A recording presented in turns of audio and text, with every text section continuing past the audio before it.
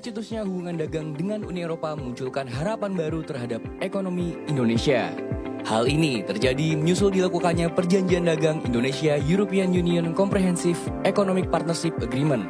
Menteri Perdagangan RI, Budi Santoso, mengungkapkan jika Eropa memiliki potensi pasar 2 kali lebih besar dibandingkan dengan Amerika. Dasarnya, besaran impor Uni Eropa dari seluruh dunia sebesar 6,6 triliun US dollar. Angka ini 2 kali lipat dari besaran serapan impor Amerika kepada dunia. Lalu, benarkah perjanjian dagang ini dapat menjadi skoci bagi situasi ekonomi Indonesia? Ikuti perkembangannya dalam Detik Sore hari ini bersama ekonom senior Indef.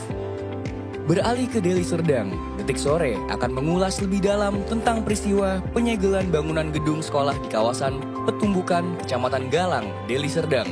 Seorang siswi dari sekolah itu bahkan berharap agar Presiden Prabowo Subianto membantu menyelesaikan persoalan di sekolah mereka.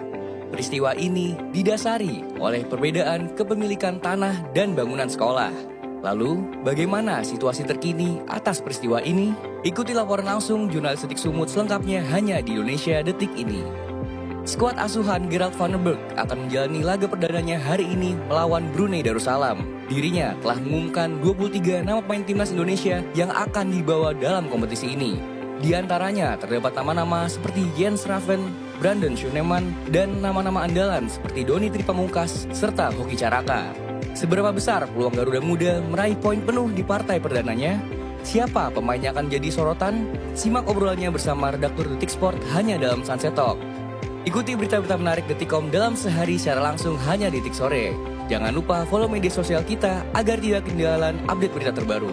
Sekarang, mari kita sambut host kita, Afi Farhan dan Eiza Makfira. Detik Sore nggak cuma hore-hore.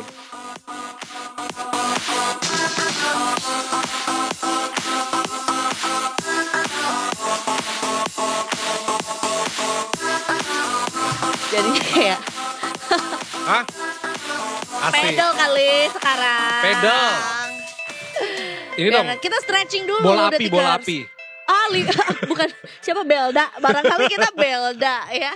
Sampai dipindahin. Jangan dong. Yang normal-normal aja lah olahraga tuh ya. Kita stretching dulu biar siap menghadapi hari Selasa yang sisa dikit lagi. Karena masih ya. panjang nih akhir pekan, Za. Akhir bulan, sorry maksud gue. Gajian. Akhir pekan lumayan panjang juga. Akhir ya kan? bulan lebih panjang lagi gitu ya. Jadi kita bersiap-siap juga ya. Getting ready ya kan. Ala-ala cewek dan cowok soft spoken aja. Warnanya pink ya hari ini ya. Ini gue juga pink nih. Tuh. Wow, dibuka dong Kak. Nah, ini juga. Biar sama. Apanya tuh? Ini kos kaki maksudnya. Oh, agak kurang bawah lagi dong. Gue mau begini tadi Iya, niatnya. belum nyampe ya. Belum nyampe ya. Pinky banget. Ya Pinky ampun. boy. Jumpa lagi dengan kita host rasa strawberry. Ini kita live dari Malang kalau gak salah ya. Kenapa dari Malang? Kan ini desa-desa wisata yang banyak kebun strawberry. Apel Kak. Malang apel ya. Iya. Strawberry tuh Di Lembang ya, petik sendiri. Oh iya Lembang. Iya. Lembang tahu. Ada juga. Tapi kan tahu strawberry ya? Ada juga Asep Strawberry. Tahu nggak? Tempat makan yang terkenal banget di Bandung, Tapi di Lembang. dia jualannya ini ya pecel lele, ayam bakar ya. Tapi sebenarnya dia jual makanan sih, timbel-timbelan. Cuma emang gitu. strawberry. Cuman ya. namanya mereknya strawberry. Terus dia kalau ada apa tuh namanya pos satpam atau enggak kayak apa ada tempat fotonya tuh bentuknya tuh literally strawberry. Satpamnya strawberry juga. Bunder-bunder dong. Iya, dan juga ada titik-titiknya juga ya. Iya. 3 gelas susu sama dengan 1 permen. Ini brand-brand tuh. Iya, Jadi jangan urusan dong. 3 gelas susu. Yang penting adalah hari ini semoga kita bisa menyampaikan yang manis-manis juga sama Detikers. Walaupun sebenarnya kalau tadi sempat lihat juga intronya lah ya, nggak semuanya manis-manis juga ya. Ada yang juga menegangkan, ada yang juga bikin penasaran gitu ya. Pokoknya banyak deh warna-warni hari ini, nggak cuma pink aja yang akan kita sajikan buat Detikers juga ya. Apalagi di luar lagi mendung bisa. Iya ya, aku kira hari ini bakalan cerah seharian gitu loh. Tadi pagi daerah Jakarta sampai Depok itu sempat mendung. Tapi nggak tahu tuh antara mendung atau polusi ya kan, atau nggak mungkin kabut ya kan. Benar, kabut tuh kayak kemungkinannya tuh kecil Tipis banget gitu ya. Orang pada batuk semua kan nggak mungkin kabut. Nah sore tadi nih di dekat parkiran tuh udah kelihatan ke arah mana tuh, Bekasi berarti. Udah mulai berawan-berawan gitu The Tickers. Jadi mungkin nanti kita juga ada NTMC kan, kita The Tickers juga bisa melihat laporannya nih. Jadinya ya kan? kita semacam ngasih tugas tambahan ya untuk teman-teman NTMC Polri untuk estafet doang. nggak cuman lalu lintas saja tapi juga laporan cuaca terkini. Atau mungkin The Tickers juga bisa komen-komen di live YouTube juga untuk kasih tahu mungkin daerahnya udah mulai hujan uang atau mungkin kalau gitu hujan... kita samperin dong ke sana ya. Tapi gopean uang tetap. Tapi gopean yang zaman dulu yang lebih tebel, yang buat kerokan. Yang double nggak sih luarnya? Yang itu lebih, 1.000 yang lebih yang 1.000 yang lebih yang tebel, yang luarnya silver, ada dalamnya geriginya tajam-tajam duri-duri gitu kan. Nggak duri sih, tajam aja. Tapi buat kerok itu makin enak. Seumur hidup gue tuh belum pernah tahu kerokan. Serius ya? Belum pernah. Enak kali. Enggak tahu ya. Perih sih, mungkin awalnya perih. Cuma lama-lama kayak ih kok enak gitu. Gitu keluar angin keluar ya kan. Angin ya. Angin topan lagi. Angin Bahorok dan juga angin Katarina Iya. ya. Muson Barat, Muson Timur ya. Apa kabarnya The Tickers sore hari ini? Semoga sehat saja The Tickers ya hari Amin. ini ya, tanggal 15 Juli. Masih Selasa, masih panjang.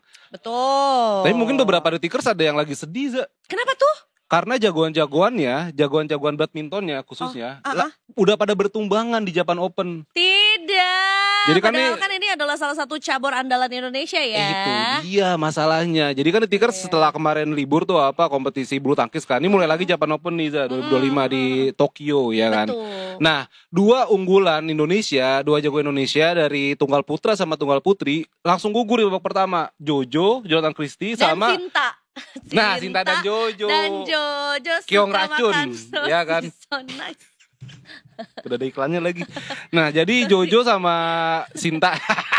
Jojo sama Sinta. Enggak dong. Jojo sama Gregoria. Minion udah pensiun. Oh, sorry. Udah Jojo jadi di root MNC lagi. Oh iya benar. Jonathan Christie sama Gregoria Mariska Tunjung. Nah, dua-duanya ini kalah dari wakil tuan rumah dari Jepang. Ya kan. Jojo itu kalah 2 game langsung dalam tempo 45 menit. Jojo itu kalah dari namanya biar nggak salah nih. Oh, ini namanya Tunggal Putra. Kenta Nishimoto. Ini salah satu pebulu tangkis senior juga dari negeri Sakura. Kalah 13-21 sama 12-21 dalam tempo 45 menit. Kalau Grego juga kalah dari wakil tuan rumah Riko Gunji. Itu saya mana? Nah, kalau 2 game langsung juga cukup telak sih skornya, 21-10, 21-12. Tapi ya mungkin Grego baru sembuh dari cedera, ya kan. Dan Jojo juga udah keluar dari Platnas The Tickers. Jadi Jojo sekarang sendiri, Za. Dia nggak dari Platnas lagi. Oh, dia independen ya. Woman support woman. Gue gak tahu apa.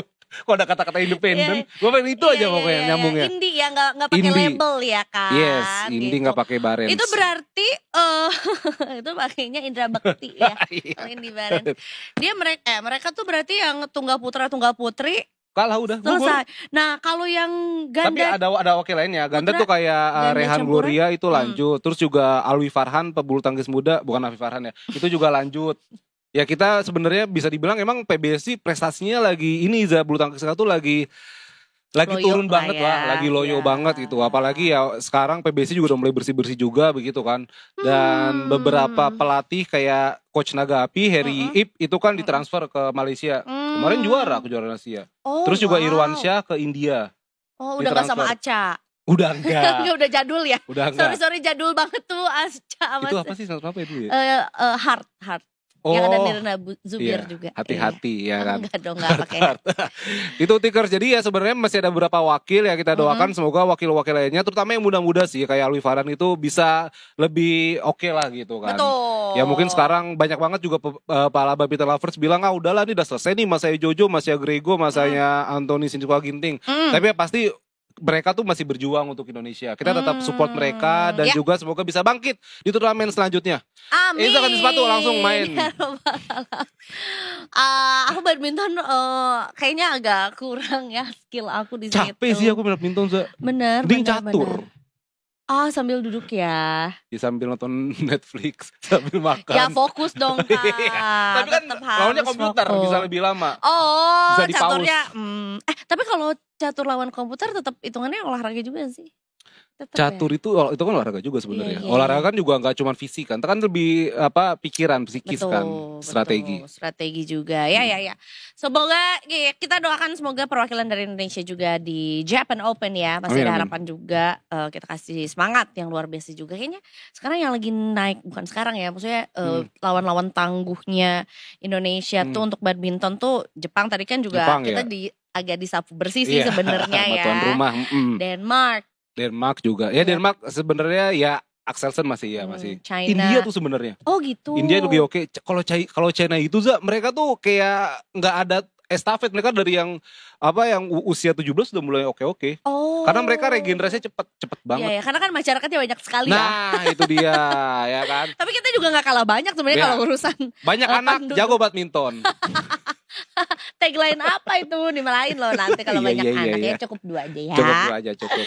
Baik, dari badminton kemana ya nih kita mau ke soal perpajak-pajakan juga. Apa? Ya kan kita kan tahu kan bahwa sebetulnya kemarin tuh aku sempet bahas juga bahwa lapangan olahraga, sasana olahraga, klub olahraga itu dari badminton sampai paddle, sampai bowling, sampai kolam renang, yoga area itu ya. Itu tuh dipajakin juga atau punya pajak daerah ya dari DKI juga lebih tinggi gitu katanya biar makin banyak pendapatan untuk negara juga gitu ya. Untuk daerah untuk provinsi. Nah, kalau sekarang ini urusan pajak negara juga karena kayaknya biar makin banyak pendapatan pajaknya ada juga aturan pajak untuk e-commerce. Marketplace. Oh my god. Keranjang kuning. Gak mesti kuning sih. Ada hijau juga. Ada hijau, ada oranye, biru, hitam, macam-macam lah pokoknya ya. Walaupun sebetulnya belum semua atau enggak semuanya diterapkan pajak, tapi sebenarnya ada juga aturan pajak baru juga untuk e-commerce. Yang enggak kena pungutan pajak untuk e-commerce ya, ini kita sebutin dulu yaitu adalah untuk transaksi ojol. Ya iyalah, itu cukup kebutuhan ya. itu. Kemudian juga kan sebetulnya belum selesai juga urusan kayak kesejahteraan para ojol juga dan para driver-drivernya kemitraan betul. Terus juga transaksi pulsa itu nggak kena pajak dan juga emas. Ya aku nggak tahu alasannya kenapa emas nggak kena pajak e-commerce. Emas sekarang tuh udah emas digital kan. Benar. Tapi bisa kayaknya itu lebih e-commerce. nabung deh, bukan transaksi. Iya gak sih? Tapi kan tetap transaksi, tetap dibeli kan emasnya Kak. Nabung transaksi sih benar. Lanjut. Tapi sebetulnya ya ini ada aturannya juga yaitu adalah Peraturan Menteri Keuangan atau PMK nomor 37 tahun 2025 tentang penunjukan pihak lain sebagai pemungut pajak penghasilan serta tata cara pemungutan, penyetoran dan pelaporan pajak penghasilan yang dipungut oleh pihak lain atas penghasilan yang diterima atau diperoleh pedagang dalam negeri dengan mekanisme perdagangan melalui sistem elektronik. Itu nama judul, ini baru judulnya ya, bukan isi peraturannya ya, itu baru judulnya loh. Ya kan? Iya lagi. Nama aturannya betul. Nama judul aturannya panjang juga. Iya, itulah. Tapi intinya adalah pengecualian ini berlaku untuk penjualan barang atau jasa oleh pedagang dalam negeri yang menyampaikan informasi surat keterangan bebas atau SKB, pemotongan dan atau pemotongan PPh gitu. Nah, jadi ya ini masih aman nih untuk yang kemana-mana naik ojol. Yang beli pulsa, yang beli emas secara online juga melalui e-commerce ataupun ya misalnya di toko emasnya langsung gitu ya kayak misalnya di Pegadaian kan udah ada digital. Di bank juga ada. Galeri 24 juga udah digitalnya juga. Di bank juga mungkin ya. Aku belum pernah itu juga. Nah, itu belum kena pajak. Tapi nah ini hati-hati nih buat detikers yang suka flexing. Katanya Wamenkeu ya, katanya Wamenkeu ya, Pak Anggito Ambiwanyo ini katanya akan ada mengoptimalisasikan ya pendapatan negara melalui pajak juga di tahun 2026 melalui strategi yaitu adalah menarik pajak melalui data analitik dan sosial media. Ya, yang jadi salah satu bagian dari output perumusan kebijakan administratif yang termuat dalam rencana kerja program pengelolaan penerimaan negara tahun anggaran 2026. Jadi yang hobinya flexing, hobinya pamer-pamer di sosmed itu bisa ke-track dan akan ditagih. Aku nggak tahu sih ditagih langsung atau mungkin diberikan surat penagihan pajaknya. Gitu katanya ya. Ini di tahun 2026. Walaupun masih bentuk rencana, masih bentuk Masih wacana lah. iya, masih program-program yang direncanakan lah ya, belum ketok palu atau mungkin PMK-nya juga belum keluar gitu ya. Tapi rencananya ini memang akan dilaksanakan di tahun 2026 mendatang. Dan ya diarahkan untuk mengoptimalkan penerimaan negara gitu katanya, ya kan. Semangat yang udah flexing-flexing di sosmed, mending di archive dulu aja sampai peraturan ini beneran diketok ya kan. Atau mungkin ya hilang. Nah, ini Tapi juga, fair gak sih Kak, menurut kamu gimana ketika Kemenkyu atau misalnya apa ya, iya Kementerian Keuangan atau mungkin Dirjen Pajak gitu ya, nge-DM langsung atau mungkin melayangkan surat ke rumah juga untuk ya, oh Bapak diketahui memiliki misalnya Kak Afif nih melalui tayangan sosial medianya di Detik Sore pamer mobil Lamborghini ada 4 gitu. Ternyata misalnya contoh. Terus ya amin kan, dalam bentuk Hot Wheels ya kan. Amin. Itu Terus, mahal itu. kalau ditegihin pajak dilayangkan suratnya gimana? Setuju atau enggak? Gimana ya Za? Lampunya bisa matiin dikit gak? Gue mau curhat. Sebenarnya berat ya jawabnya Za. Ya. Sebenarnya kalau gue sih bagi gue gak setuju pajak-pajak begini terlalu, karena maksudnya kasihan rakyatnya, kayak tadi Eza bilang kan yang olahraga itu 10% kalau gak salah. Iya, naik gede 10%. loh. Nah ini kalau yang gue menambahkan juga tadi Eza, besaran angkanya itu kalau gue lihat di Detik Finance ini untuk tadi e-commerce gitu-gitu, kepencet lagi. Itu kalau gak salah 0,5% loh Za. 0,5% tuh lumayan gede loh. Apa tuh 0,5% pajak, dari apa? Besaran pajak yang pendapatan dia, tapi di bawah 500 juta. Di atas 500 juta, di atas 500 juta. Enggak. Jadi pajak barang mewah kan? Nah itu beda lagi. Oh itu beda ini lagi. Untuk yang tadi ini nih, yang untuk e-commerce segala macam. E-commerce. Kalau e-commerce itu adalah penghasilan di atas 500 juta per tahun, tapi kalau nggak salah ya.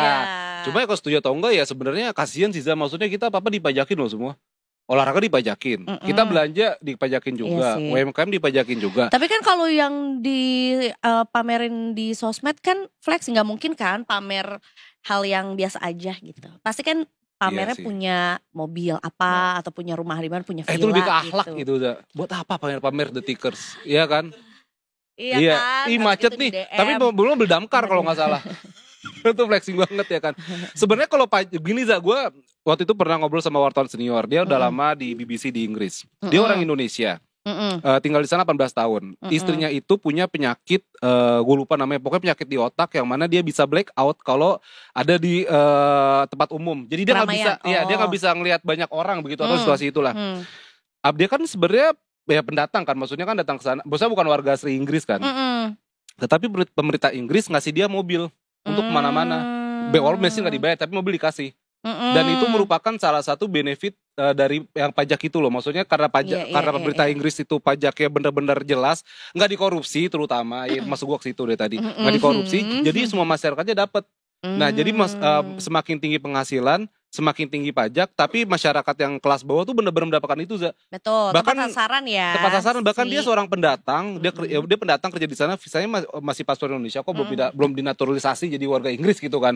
Tapi dia mendapat privilege seperti itu gitu. Artinya kalau misalnya memang pajaknya tepat sasaran gitu kan, terus juga yang menerima juga tepat sasaran, gue sih it's okay. Asal nggak dikorup itu aja Za, ya kan? Iya. Berarti ini adalah masalah kepercayaan masyarakat terhadap si penerimaan pajak itu tuh dipakai buat apa gitu.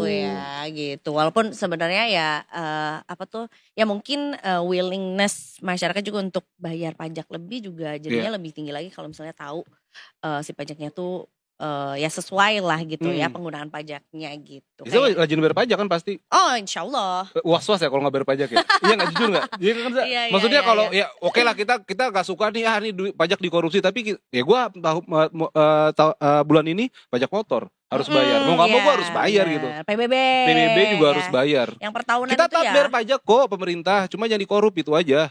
Ada yang demo tuh di belakang. Kenapa tiba-tiba ada yang demo? Demo masak. Dicari. Pajak Emang berapa sih Kak pajak yang wajib dibayar sama pedagang toko online? Itu tadi 0,5. Mana ada di sini ya? Nih. Nah ini, tapi ini nggak ada. Oh nggak ada. Udah mengantisipasi. Oh Ya iya, pokoknya iya, 0,5% iya, tadi iya. nih. Ini gue baca lagi nih Tiker saya biar jelas ya. Ya. Jadi Kementerian Keuangan menugaskan pemungutan pajak penghasilan kepada pihak lain yang merupakan penyelenggara perdagangan melalui sistem elektronik atau disingkat PMSE, penyelenggara e-commerce. Itu tadi bisa Tokopedia, Shopee, TikTok Shop dan lain-lain. PSM-nya dimaksud berkedudukan di dalam wilayah negara Republik Indonesia dan luar wilayah negara Republik Indonesia yang memenuhi kriteria tertentu. Terus besarannya tadi Zah, seperti gue bilang, Iya, bruto melebihi 500 juta per tahun. 0,5% ya kan. Ya, diterima atau dipeloreh pedagang online dan tercantum dalam dokumen tagihan 0,5% dari di atas 500 juta tuh lumayan besar loh. Zah.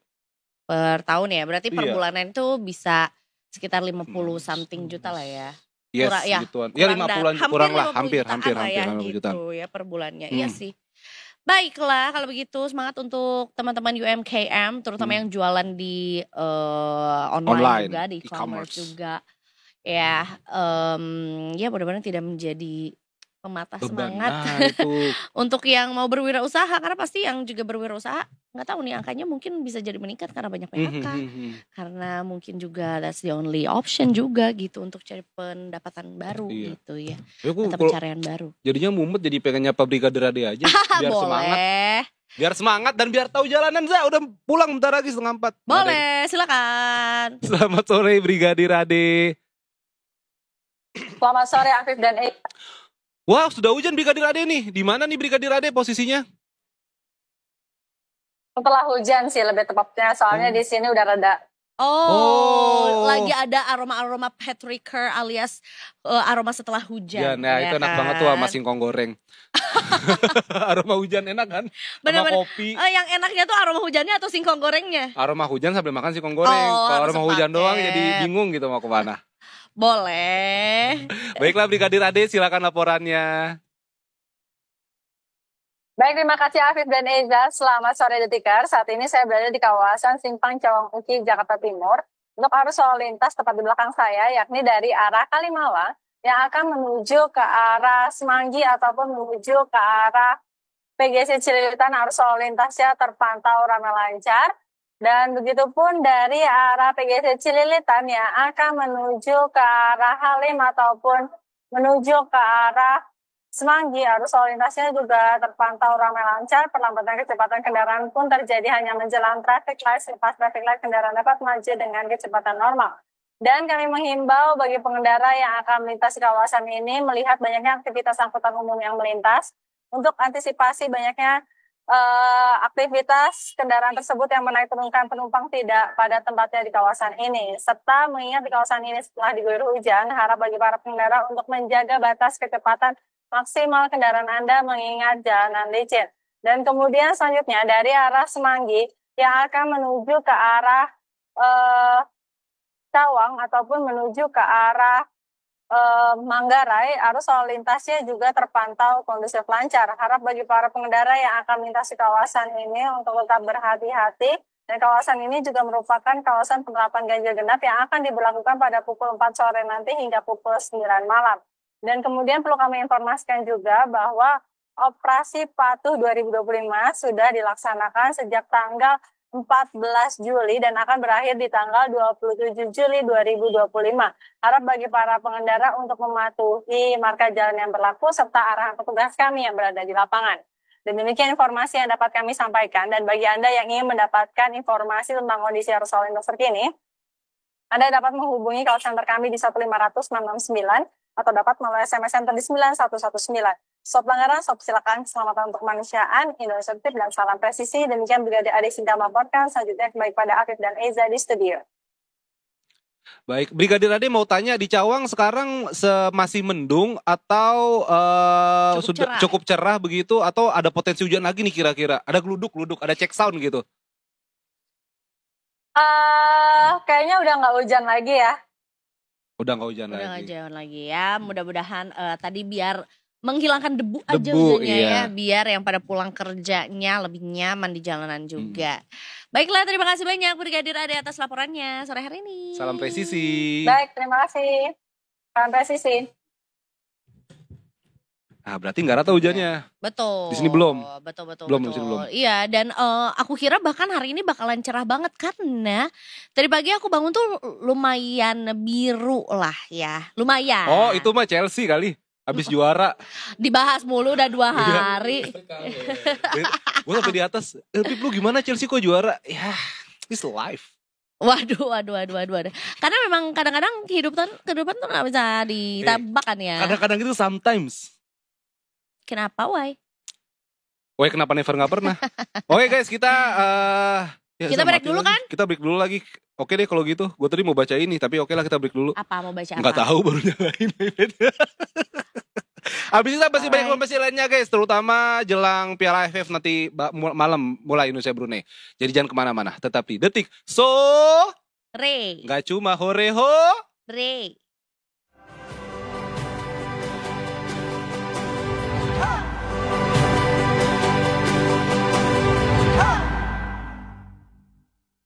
Welcome back to Detik Sore. Nggak cuma hore-hore.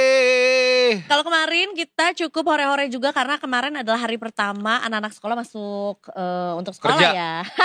Anak sekolah masuk kerja. Ya, Ada MPLS. MPLS. Masa pengenalan lingkungan sekolah.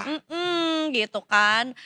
Mungkin juga diwarnai ya sosmed kita dengan teman-teman yang mengantarkan anak-anak sekolahnya. Pagi-pagi. Hari pertama sekolah. Manasin motor ke gerbang sekolah, jajan cilok. Bener, terus juga para bapak-bapak yang ditugaskan ya untuk mengantar anak sekolahnya juga gitu di hari pertama. Tapi sepertinya keseruan ya hari pertama sekolah gitu ya atau MPLS juga nggak terjadi nih di salah satu daerah ini. Karena katanya mungkin di daerah lain lagi pada posting di Jakarta kali ya yang banyak yang posting Twibbon tuh ya.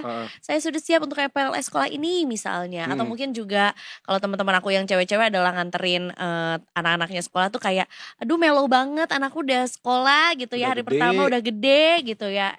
Tapi ternyata di Deli Serdang ya kebahagiaan itu tuh gak ditemukan karena mau sekolah aja gimana, orang sekolahnya disegel katanya. Ditutup ya, Za?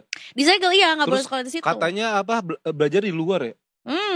Udah fotonya sedih tuh. Sedih, perkecil ayah mau belajar nggak bisa. Sekolahnya malah disegel gitu. Makanya kita sebetulnya pengen tahu kok bisa sih ada sekolah yang kan sebenarnya prosesnya cukup panjang lah ya, dari ada pendaftaran lah ya kan, ada penyeleksian murid-murid misalnya, atau mungkin juga di tahun ajaran sebelumnya tuh kayak gimana kok pada saat hari pertama malah nggak bisa masuk tuh anak-anak sekolahnya. Makanya kita mau sapa langsung Mas Ahmad Arfah Fansuri Lubis atau Mas Arfah ya, koordinator liputan di Detik Sumut. Selamat sore. Selamat sore Mas Arfah.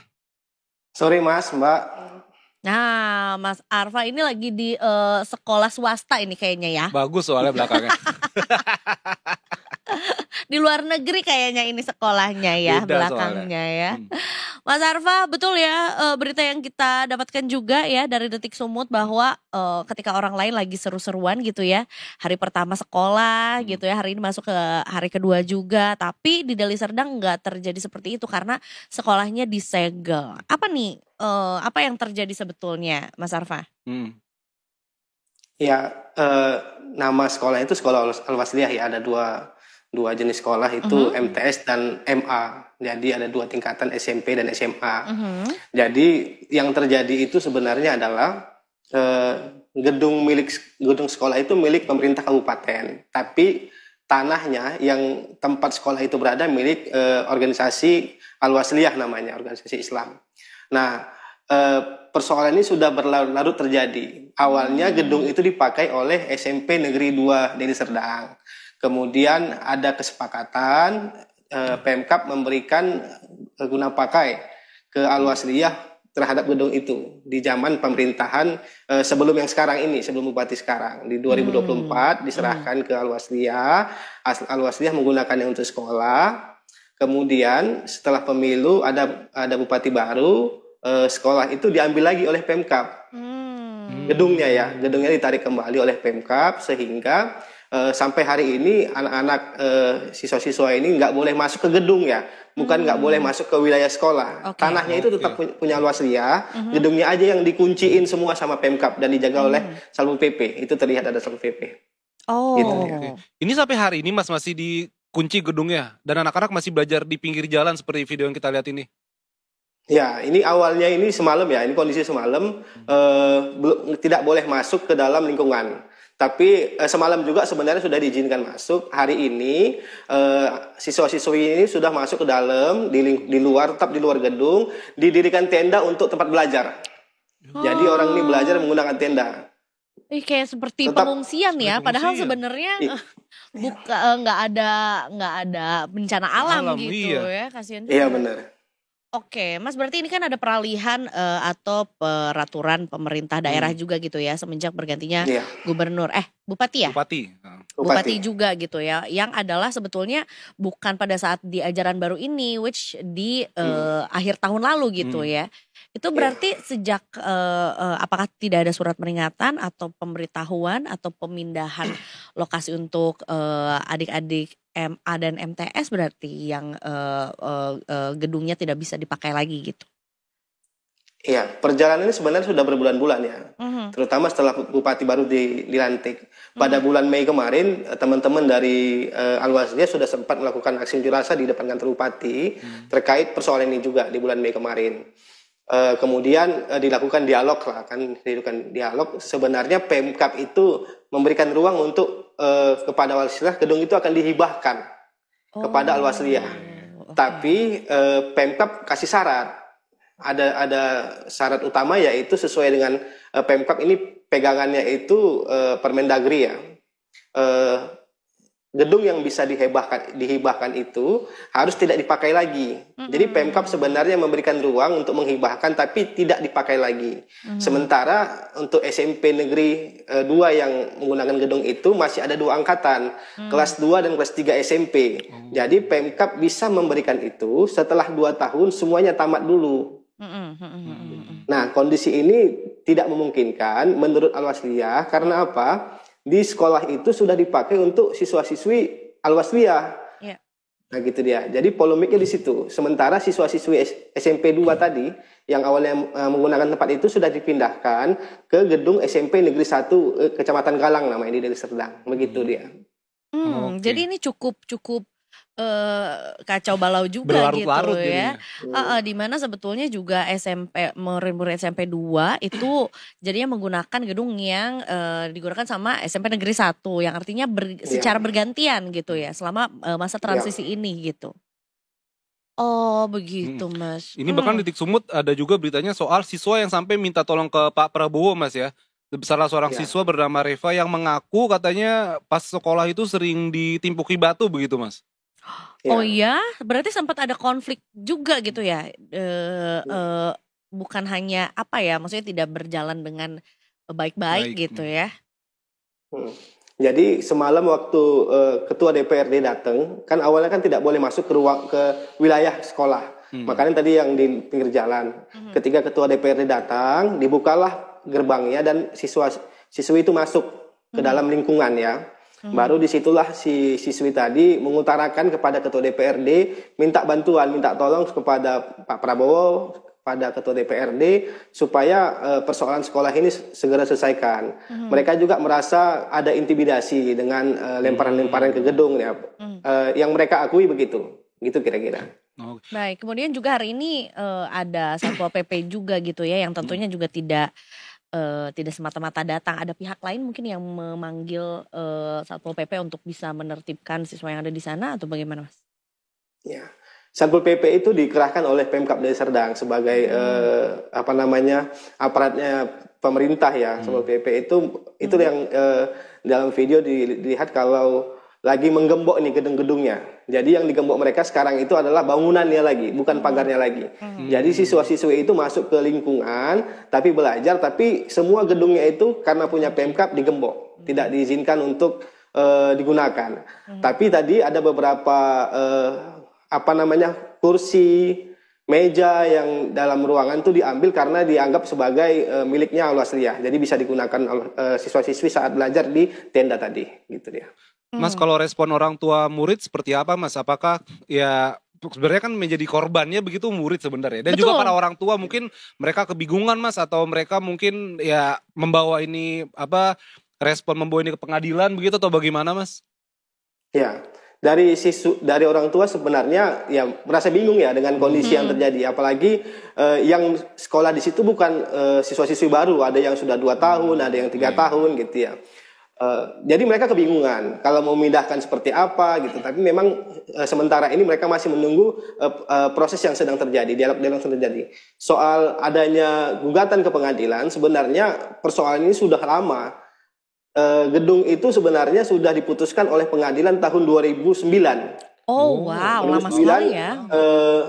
Sudah ada putusan eksekusi, tapi memang gedung sekolah ini dan di dekatnya ada puskesmas tidak masuk dalam kategori yang akan dieksekusi. Jadi adapun putusan pengadilan itu tidak terkait gedung ini. Makanya Al-Wasliyah sekarang sedang melakukan proses hukum lagi untuk meminta pengadilan mengeksekusi gedung ini. Karena berada di atas tanah mereka gitu ya. Apakah ada proses mediasi yang mungkin akan dilaksanakan dan gimana nasibnya untuk akhirnya memutuskan bagaimana nih nasib berarti 6 angkatan ya, SMP dan juga SMA yang juga harus tetap bagaimanapun juga tetap harus mendapatkan haknya untuk belajar. Oke, dari kedua belah pihak sebenarnya sudah sering bertemu, sering untuk berdialog lah. Disepakati beberapa hal, termasuk soal pengakuan dari bupati kalau sebenarnya kesepakatannya itu sama-sama mengosongkan, jadi tidak ada yang boleh menggunakan itu perspektif bupati. Sementara perspektif Al-Wasliyah mereka bisa menggunakan itu selama proses hibah berlangsung. Karena apa? Ada 2 ketentuan, salah satunya itu proses belajar mengajar tidak terganggu gitu kira-kira. Mas sorry, jadi mundur lagi. Kalau Al-Wasliyah ini sebetulnya dari yayasan kah atau sekolah yang dikelola oleh siapa? Ya, Al-Wasliyah itu organisasi Islam, ormas Islam yang kalau boleh dibilang paling banyak itu di Sumatera Utara. Walaupun skopnya secara nasional. Mereka punya yayasan pendidikan termasuklah sekolah itu. Mereka punya SD, SMP bahkan universitas. Kalau di Medan ada Universitas Al-Wasliyah, ada di Medan. Unifa namanya. Baik. UMN. Baik, wah berarti ini masih belum ada jalan tengah ya, terutama juga untuk anak sekolah juga ya, bagaimana mereka bisa melangsungkan proses atau ya kegiatan belajar mengajar begitu. Dari DPRD sendiri sebenarnya sudah mencoba untuk memediasi, tapi memang karena semua punya pegangan dasar hukum masing-masing sampai hari ini masih deadlock. Informasi tadi pagi Ketua DPRD akan melakukan upaya mediasi lagi terhadap 2 pihak. Sebenarnya Ketua DPRD memberi saran selama proses ini bagaimana supaya anak SMP Negeri 2 kalau memang mau di gedung itu masuk pagi, anak Al-Wasliyah masuknya sore. Jadi bergantian menggunakan gedung itu. Tapi sampai hari ini belum ada keputusan terkait hal itu. Baik. Ya sayang sekali ya, padahal waktunya nih adik-adik di sana posting hari pertama sekolah. Ajaran baru. Baru naik kelas juga, tantangan baru. Ya kita doakan saja semoga masa ini cepat selesai begitu Mas ya. Dan juga yang pasti adik-adik kita di sana nggak lagi lah belajar di tenda begitu. Betul. Kasihan. Iya. Kasihan mereka juga dan gimana pun juga tetap harus ada kurikulum yang dikejar gitu ya. Baiklah kalau gitu Mas Arfah, terima kasih banyak juga sudah menjelaskan sama kami juga dan kami nantikan update lainnya juga dari Detik Sumut kalau begitu ya. Terima kasih Mas Arfah, selamat sore, salam buat tim Detik Sumut Mas. Siap. Walaupun kalau dari latarnya kayak sepi banget ya. Enggak cahayanya itu tidak AI kan? cahayanya tidak bergerak, lampunya gak gerak, ya nggak ada yang lewat. Nggak ada angin, nggak ada hujan. Ngomong-ngomong angin sama hujan, katanya ada berita soal perkiraan cuaca dari BMKG nih ya. Nah, yang ini aja nih. Sebelum ke angin ke hujan, ada juga yang sempat membikin kaget para pecinta sepak bola, Za. Sip. Apa tuh? Kenal Lamine Yamal kan, pemain bola Barcelona. Aku taunya Yamin. Mie Yamin tuh nggak pakai kuah kan? Enggak. Iya kan? Kalau mie kuning deh ya. Pakai kecap. Ya ada Yamin manis, ada Yamin asin sih. Mau ke berita juga nggak apa-apa Kak. Berarti beda mie ayam apa? Beda, nggak ada ayam jamurnya. Yamin to. Yamin tuh Yamin to aja. Oh. Abis itu ada bakso dan kuahnya gitu. Nah kayak rambutnya ini nih tuh, rambutnya Lamine Yamal. Jadi tadi Lamine Yamal ini kemarin tanggal 13 Juli baru berulang tahun ke-18. Yang mana Lamine Yamal kan sudah dikenal sebagai salah satu wonderkid saat ini Za. Dia usia 17 tahun bawa Spanyol juara Piala Eropa. Terus juga musim lalu sama Barcelona sapu bersih semua gelar domestik, La Liga, Copa del Rey, Piala Super Spanyol. Tetapi kemarin pas ulang tahun ke-18 di salah satu resort mewah di Barcelona, muncul kontroversi Za. Oh no. Tentang pesta ulang tahunnya. Jadi sebenarnya udah rame tuh di sosial media juga. Lamine Yamal tuh ngundang pemain bola, ngundang selebritis juga, ya spesialis Spanyol khususnya kan. Dan itu nggak boleh bawa ponsel, nggak boleh bawa handphone. Tapi semua dibayar sama dia dari apa namanya akomodasi segala macam, pokoknya party lah. Tetapi pada akhirnya muncul ada bocoran kalau Lamine Yamal itu bukan menggunakan sih, dia kayak menyewa orang-orang penyandang dwarfisme itu sebagai bagian dari pertunjukan hiburan di pestanya. Dan itu sempat disorot juga tuh, entah dapat bocoran dari mana. Dan juga asosiasi penyandang akondroplasia dan displasia skeletal dengan dwarfisme atau ADE Spanyol ini mengancam langkah tersebut karena dinilai ini mengeksploitasi dan mempekerjakan para penyandang untuk penghibur acara adalah tindakan ilegal di Spanyol. Belum selesai, itu baru satu. Masalah kedua, ada seorang model dari Spanyol, tadi bersugobat beritanya juga, dia ini dikubungin lah sama pihaknya Lamine Yamal ya kan. Dihubungin untuk ikut ke pestanya, ke partinya. Dia didapat bayaran 10 sampai 20 ribu euro, itu sekitar ratusan juta rupiah kalau dikonversiin. Nah, dia itu bilang ajak 7 temannya, semuanya tuh harus blonde, rambut pirang, dan juga ada ukuran payudara tertentu. Nah, model itu menolak, dia nggak mau datang, maksudnya takut kenapa-napa. Ngapain tuh, aneh banget. Apalagi nggak boleh bawa ponsel. Nah itu walaupun bocoran yang ini sempat bocor kan, apa ya? Sempat bocor. Ini sempat bocor sebelumnya gitu. Tapi akhirnya model itu menolak.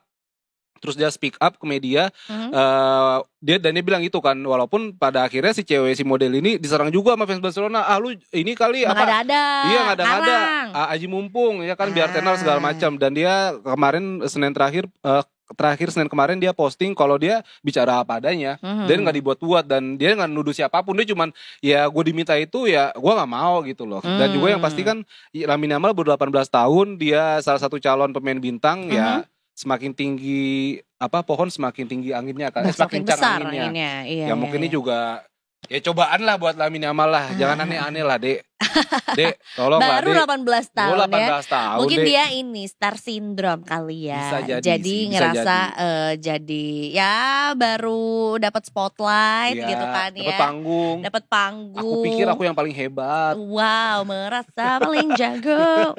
Dan paling kuat gitu. Jadinya ya lupa daratan gitu ya. Walaupun sebetulnya belum ada pembuktian ya. Belum ada pembuktian, masih penyelidikan sih. Penyangkalan dari si Lamin belum ngomong apa-apa sih. Masih tepar kali. Habis party kan. Ulang tahun 18 tahun ngapain? Iya benar. 18 tahun ngapain Iza ulang tahun 18 tahun? 18 tahun tuh kelas 3 SMA gak sih atau udah kuliah? Kayak kelas 3 SMA deh. Maba ya? Masuk. Kayaknya kelas 3 SMA deh aku 18-nya. Syukuran aja sih, aku tumpengan aja. Masya Allah, tabarakallah. Petik strawberry yang tadi itu ya? Petik sendiri ya di Asep Strawberry ya? Gak tahu, gak inget, kayaknya masih di sekolah deh. Iya. Kamu ngapain 18 sama sekolah tahun? juga. Ya, masih baru bikin SIM lah. Nah ya mungkin bikin KTP. Itu salah satu wishlist. KTP 17 ya? Gue buatnya 18 waktu itu. KTP bukannya 17 ya? Tapi kan bebas. Gue kayaknya 1 tahun itu gue mau hiatus dulu emang. Jadi gue gak mau ini baru umur 18. Hiatus dari mana tuh Kak? Kalau boleh tahu. Dari kampungku. Lanjut. Gitu, nah yang soal kemarau ekstrim nih Za. Betul. Soal musim kemarau, cuaca ekstrim. Mau Iza apa gue aja nih? Kamu aja boleh. Oke, tos dulu. Nah, Rikers, ini kan seperti kita tahu kan, BEM sekarang cuaca masih nggak jelas ya kan? Iya.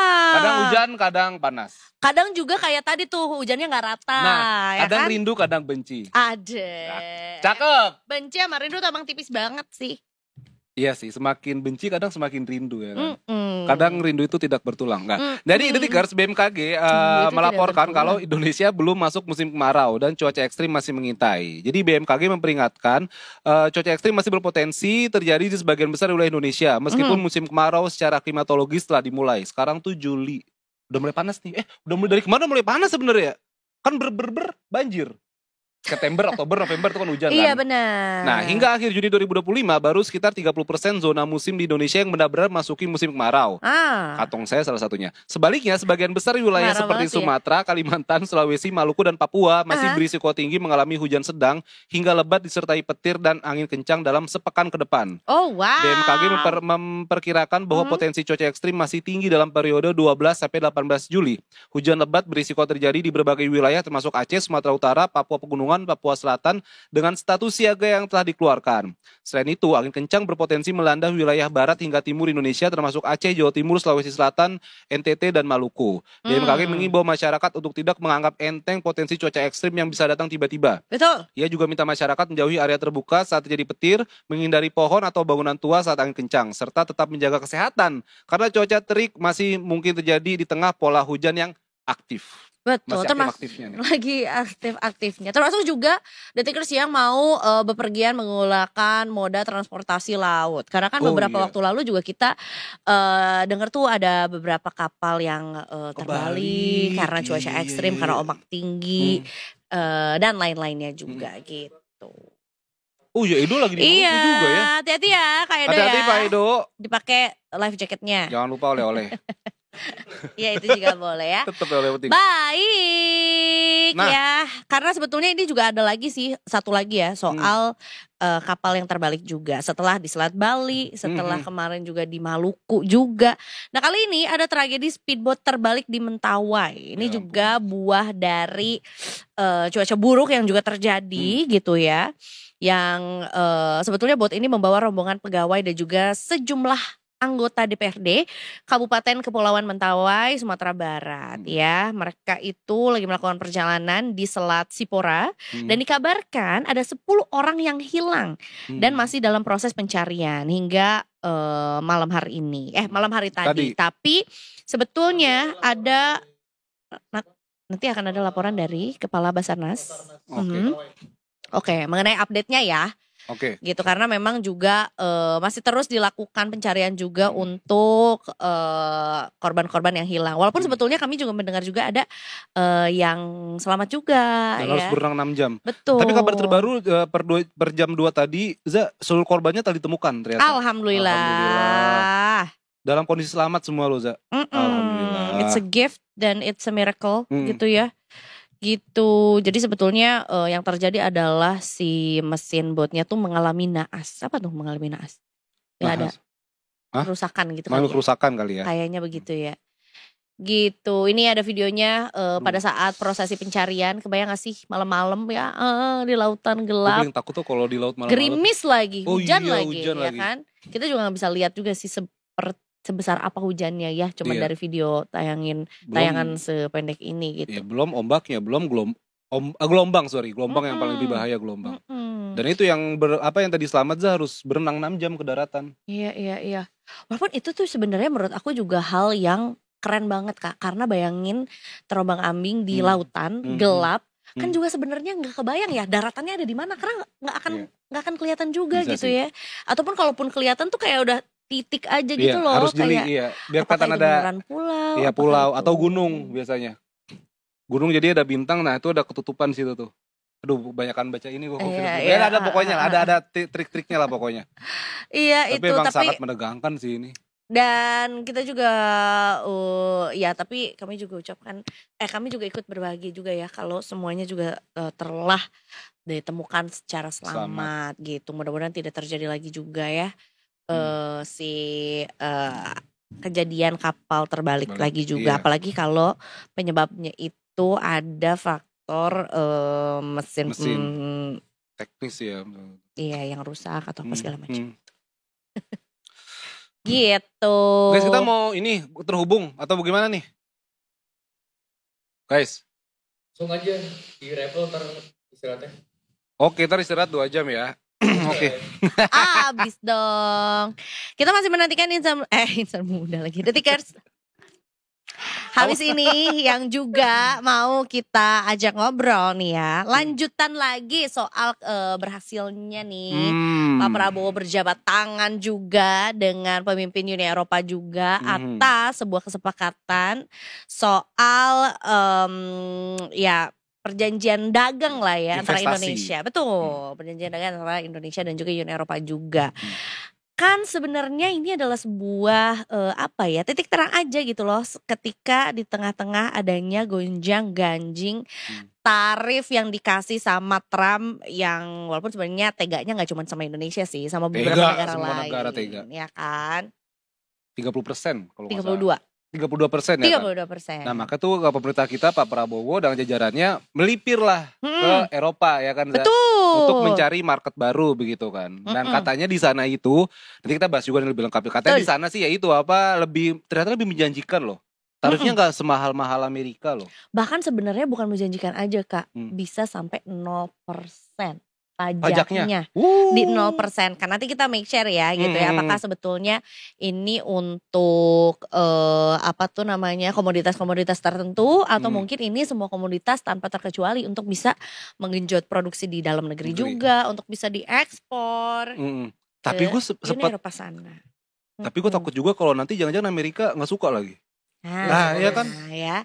Makanya kita akan cari tahu juga ya apa yang sebetulnya terjadi gitu ya. Kemudian akan kapan gitu ya si perjanjian ini akan berlangsung juga. Kita akan ngobrol bersama dengan ekonom dari Indef, ada Mas Tauhid Ahmad. Mas Ahmad, selamat sore. Sore Mbak Iza, apa kabar? Baik sekali, Baik sekali. Alhamdulillah. Apa kabar Mas Tauhid Ahmad? Baik, siap. Lagi cerah, lagi mendung, lagi gimana nih di balik jendela putih itu? Mendung kayaknya nih mah. Kelihatannya mendung. Kelihatannya Masih mendung mendung. ya. Iya. Jakarta mendung. Ya. Semua ekonomi kita yang cerah ya. Amin. Cuaca mendung, ekonomi kita cerah. Harusnya ini menjadi satu titik cerah gitu, titik terang juga untuk perekonomian kita. Gimana nih Mas Ahmad memandangnya? Ya, saya kira kalau kita lihat ya tadi yang disampaikan bahwa memang kalau Trump ini masih agak gelap ya karena kan ditunda, belum ada keputusan. Tapi mudah-mudahan dengan keputusan penandatanganan tarif impor dengan Uni Eropa, kita bisa mengurangi lah efek dari kebijakan Trump ini, meskipun tidak semua begitu ya. Karena kalau dari sisi nilai tidak bisa menggantikan dampak dari Trump itu secara makro begitu ya. Nah, masalahnya kalau dari Trump ini kan kebijakan kita dengan Amerika itu surplus kita sekitar 19,8 ya di tahun juta US dollar ya.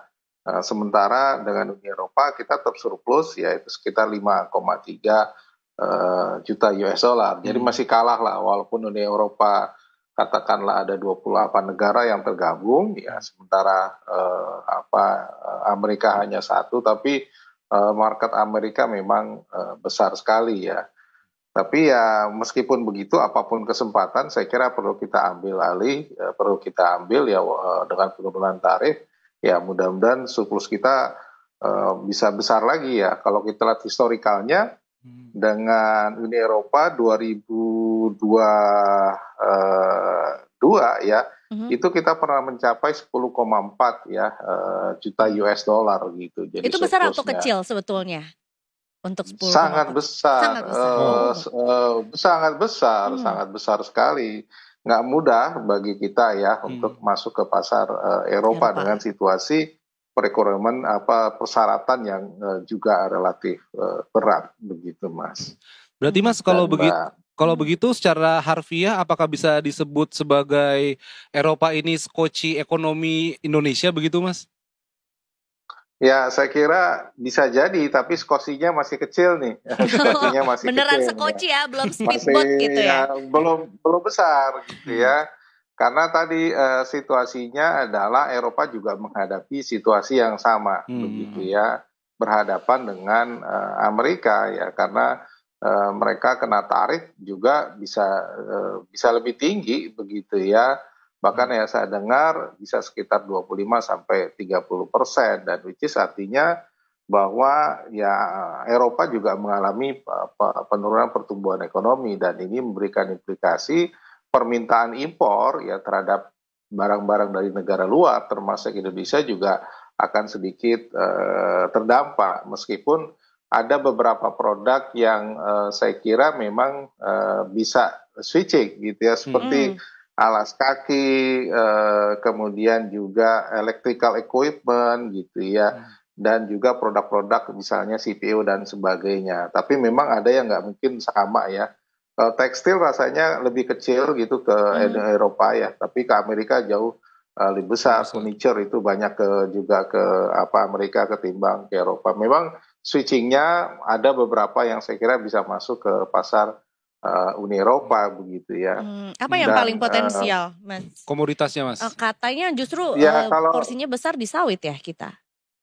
Ya betul, di sawit ya. Kalau kita lihat nomor 1 memang produk-produk nabati sawit ya.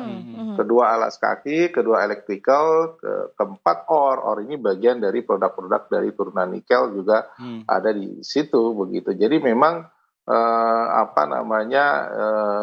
switchingnya ini bisa dilakukan sepanjang demand dari Eropanya tumbuh lebih tinggi. Artinya kalau ekonomi Eropa pulih, maka permintaan itu bisa kita kembalikan begitu. Ini kan sejak kalau lihat surplus kita menurun nih sejak terjadinya perang Rusia Ukraine yang membuat ekonomi Eropa itu agak sedikit melambat.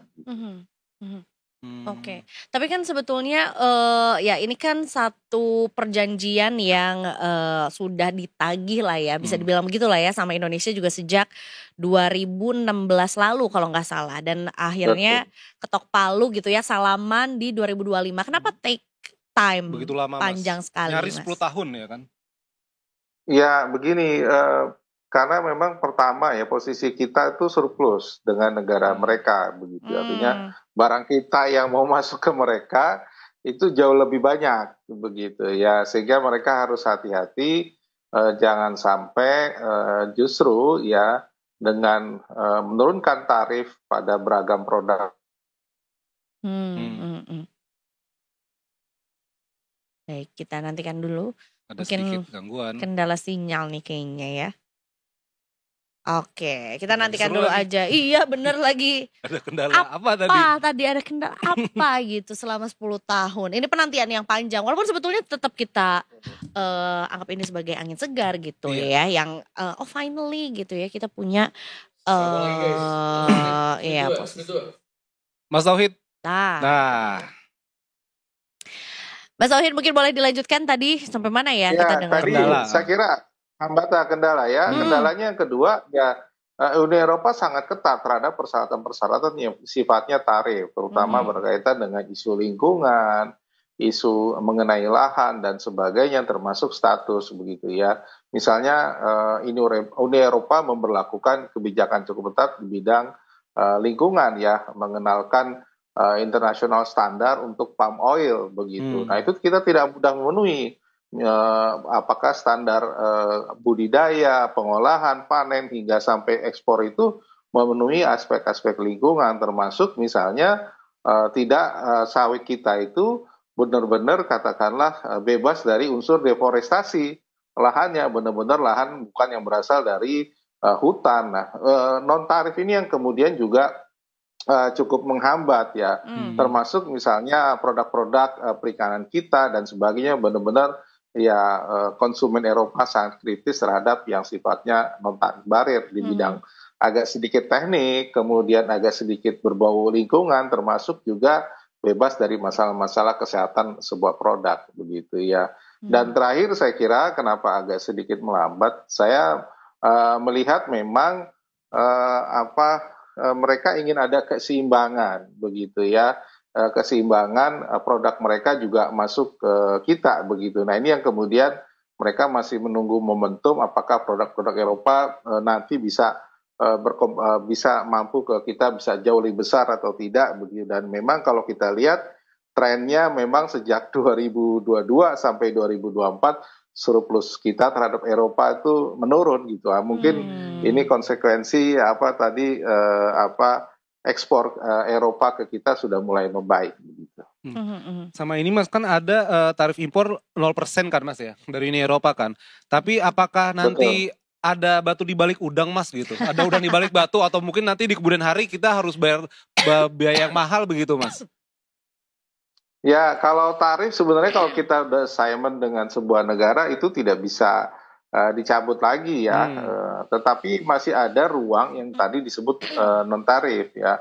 Non tarif ini banyak unsurnya dan Eropa yang paling banyak itu adalah apa namanya Amerika, China, Jepang dan beberapa negara lah itu hampir lebih dari 2.000. Kita hanya 400-an. Eropa mungkin lebih banyak dari kita. Nah, itu yang kemudian seringkali yang menghambat. Menurut saya itu yang menjadi hambatan utama ya ketika kita masuk ketimbang tarif tadi begitu ya. Ya saya kira mungkin kalau udang dibaluk batunya ya Eropa juga membutuhkan dukungan kita terhadap situasi ekonomi global termasuk perang tarif ini terhadap Trump policy begitu dan kita juga membutuhkan mereka begitu. Sama-sama menguatkan pasar di negara masing-masing sehingga ketika satu pasar tertutup harus jadi alternatif jalan pasar yang lain kita ke Eropa maupun Eropa masuk ke kita begitu. Kalau kita lihat ya posisi Eropa itu kontribusinya untuk impor itu sekitar 5,9% ya. Memang lebih kecil ya dibandingkan Amerika sementara posisi ekspornya sekitar 7,2%. Amerika kontribusinya sekitar 9-10% ya. Sementara Eropa itu ekspor kita 7,2 begitu. Jadi memang masih besaran Amerika dalam posisi ini begitu. Kita masih banyak lebih suka produk-produk Amerika ya dibanding produk-produk Eropa nih kayaknya masyarakat Indonesia. Iya. Kelihatannya trennya masih begitu. Tapi sebetulnya apakah ada kemungkinan kan Uni Eropa juga punya kerjasama yang serupa gitu dengan negara lain atau mungkin dengan negara-negara ya saingan kita lah di Southeast Asia misalnya gitu. Apakah kita nanti tetap harus juga bersaing dengan negara lainnya juga karena tentunya ya bisa jadi nih kerjasama kayak gini juga dilakukan sama Uni Eropa untuk negara lainnya juga atau so far mungkin nggak akan ada ke arah sana. Ada ya seperti misalnya begini kalau untuk minyak sawit ya biasanya mereka juga meminta barang dari Malaysia begitu ya harganya sama tapi mungkin soal volumenya agak sedikit berbeda persaingannya adalah mereka Malaysia bisa memenuhi standar internasional jauh lebih baik dibandingkan kita karena mereka lebih siap ketimbang kita begitu terutama standar lingkungan dan sebagainya. Kemudian misalnya untuk alas kaki ya kita bersaing dengan Vietnam begitu termasuk produk elektronik dan sebagainya. Saya kira sama ya bahkan sebagian untuk produk elektronik Eropa juga mengandalkan China begitu ya. Ini yang kemudian bersaing untuk mendapatkan pasar Eropa itu sendiri. Nah, memang kalau kita lihat ketika ada penurunan tarif, ada selisih tarif yang kita lihat dengan negara-negara sahabat itu untuk satu produk kita mungkin bisa lebih rendah, tapi produk-produk lain bisa saja lebih tinggi dengan negara-negara lain. Itu yang kemudian menyebabkan kadang-kadang volume ataupun aliran barang berbeda kita dengan negara tetangga begitu. Tapi untuk yang non tarif ya itu sangat sangat tergantung dari kebijakan masing-masing negara begitu. Seperti kita apakah siap untuk siap untuk membebaskan tadi ya masalah-masalah yang sifatnya birokrasi, prosedur sampai persyaratan-persyaratan. Nah, mungkin karena kita agak negara besar, kompleksitas masalahnya juga besar, mungkin agak relatif lebih lambat begitu ya dibandingkan negara lain ya. Tapi ya itu challenge yang kita harus hadapi ketika kita assignment dengan Uni Eropa yang juga sama cukup kritik ya terhadap cukup rigid ya terhadap sebuah perjanjian internasional begitu. Mas Tauhid kan kita tahu kalau Donald Trump itu suka mudian orang ya. Kadang-kadang dia suka bikin suatu kebijakan tertentu gitu. Nah ini kita lagi dekat sama Eropa nih Mas. Apakah nantinya ke depan Trump bakal ngelihat wah ini kok Indonesia makin menjauh dari gue nih kan. Apalagi kita kan masuk BRICS juga kan. Dan Trump juga gak suka tuh Mas. Apakah nanti ke depannya nih kayak nah udahlah Indonesia kita tambahin aja patok tarifnya lebih mahal gitu atau bagaimana Mas? Ya saya kira begini. Kalau menurut saya gini. Eropa itu menurut saya belum menjadi ancaman secara spesifik ya untuk regional cooperation ya berhadapan dengan Amerika gitu ya. Posisinya adalah mereka khawatir justru dengan BRIC begitu ya, karena tadi ekonomi BRIC itu jauh lebih cepat Mas, rata-rata misalnya 4-5% growth ekonominya ya. Uni Eropa tuh di bawah 2%. Jadi kalau BRIC itu bisa menggeser ya G7 itu, kalau Uni Eropa enggak. Jadi kekuatan ekonominya masih lebih besar BRIC dibandingkan Uni Eropa itu sendiri. Jadi mereka nggak khawatir begitu, karena growth ekonominya Eropa paling tinggi 2-3%, tapi kalau di BRIC jauh lebih tinggi, terutama seperti China, India, kita yang memang ekonominya at least rata-rata tinggi sekali begitu, kecuali Rusia begitu ya. Saya kira ini yang kemudian positioning geopolitiknya agak sedikit berbeda. Nah, apakah Trump bisa merubah? Saya kira kita tidak ada yang bisa menebak Trump ya. Tapi hemat saya Trump juga lagi berbalas gitu dengan Uni Eropa, yang Uni Eropa akan bisa saja meretaliasi kalau misalnya tarifnya dinaikkan begitu. Ini berlaku 0% untuk semua komoditas tanpa terkecuali kah, Mas? Ya, kalau proposalnya sebenarnya ada yang masih ya, terutama produk-produk yang importasi kita melindungi biasanya untuk produk-produk pangan ya, yang sangat sensitif begitu ya. Tetap nggak bisa karena kalau tidak karena masalah kita masih punya beberapa produk yang diproduksi dari dalam negeri, kemudian juga melindungi industri dan sebagainya. Tapi di luar itu biasanya sudah 0% ya, misalnya alas kaki, elektronik, produk elektrikal, optikal dan sebagainya itu sudah 0 ya. Biasanya yang agak dilindungi justru produk-produk pertanian. Oh gitu. Berarti efek dalam negeri yang mungkin paling cepat atau paling besar akan dirasakan juga ketika ketok palu nih si perjanjian ini dilaksanakan? Ya, yang pertama dampaknya ya tentu saja ini akan masing-masing negara berusaha untuk meningkatkan ekspor. Jadi apakah kalau kita memiliki daya saing, potensi market besar, tapi tentu saja impor dari Eropa ya akan jauh lebih murah ya. Walaupun turun tarifnya dari 10 ke 5 atau 5 ke 0 atau 10 ke 0% gitu. Jadi mengurangi, terutama produk-produk Eropa bisa lebih murah lah gitu ya. Misalnya produk sepatu yang produsennya dari Eropa kan ada. Bisa saja itu lebih murah kalau memang diproduksi dari luar begitu ya. Nah, saya kira itu yang kemudian termasuk sebagian besar bahan baku penolong atau untuk industri-industri di dalam negeri. Saya kira ini yang kemudian bisa membuat konsumen maupun industri dalam negeri kita bisa merasakan manfaat lah dari perjanjian perdagangan bebas ya. Memang agak kita pengalaman ya, tidak semua perjanjian perdagangan kita bebas itu menguntungkan begitu, ada juga yang merugikan. Kita ASEAN plus China, impor kita lebih tinggi dibandingkan ekspor. Itu juga posisi kita ya, kita ekspor nambah tapi importasi jauh lebih besar. Nah, itu yang kemudian akhirnya kita tergantung. Nah, Eropa posisinya kita masih surplus.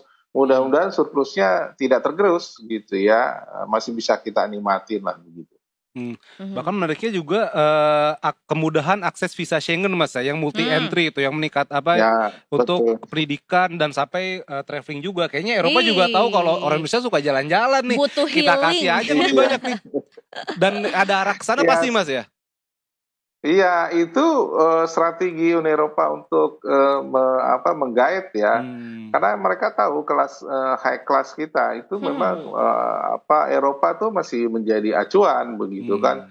Kalau visa Schengen tuh kan bisa dinikmati beberapa negara untuk sekali traveling ya dalam waktu 180 hari begitu.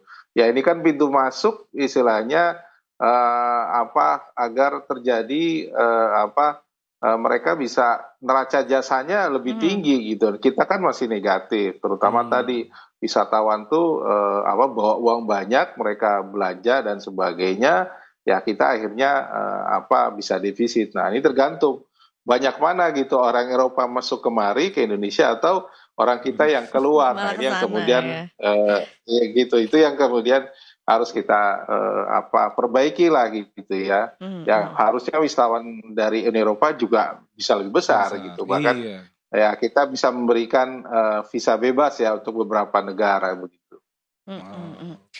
Ya mudah-mudahan lah ya. Ini kalau itu poin terakhir soal visa sih lebih terdengar seperti harapan ya. Walaupun tadi juga harapan juga sih ya. Harapan biar bisa healing juga. Tapi berarti proses apa yang kita akan nantikan lagi Mas? Setelah kunjungan Pak Prabowo kemarin ke sana Mas.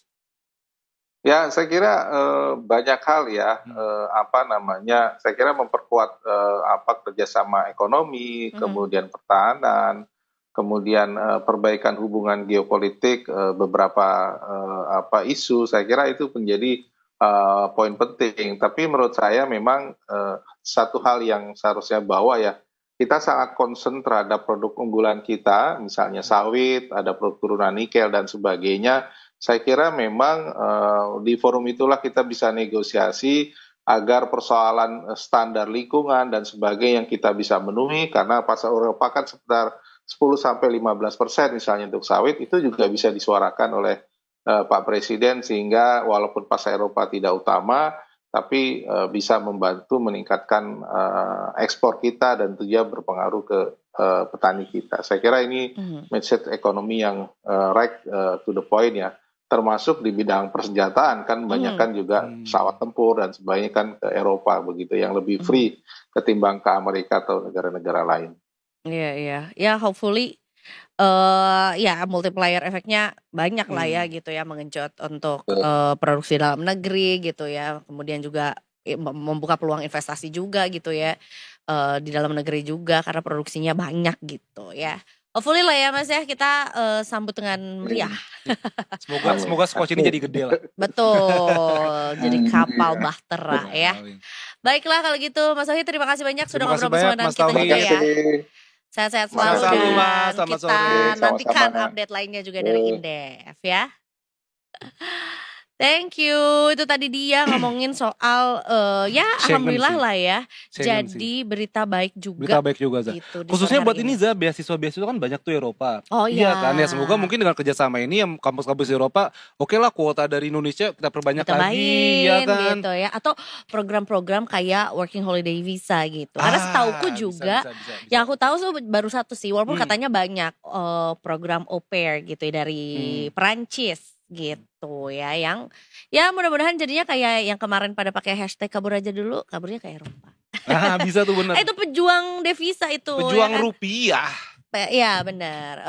Pahlawan devisa. Pahlawan devisa. Gitu. Tapi juga ada banyak juga pahlawan-pahlawan di luar sana Za. Wow, tanpa tanda jasa kah? Seperti salah satunya adalah Brigadir Ade yang akan melaporkan situasi di kawasan GBK.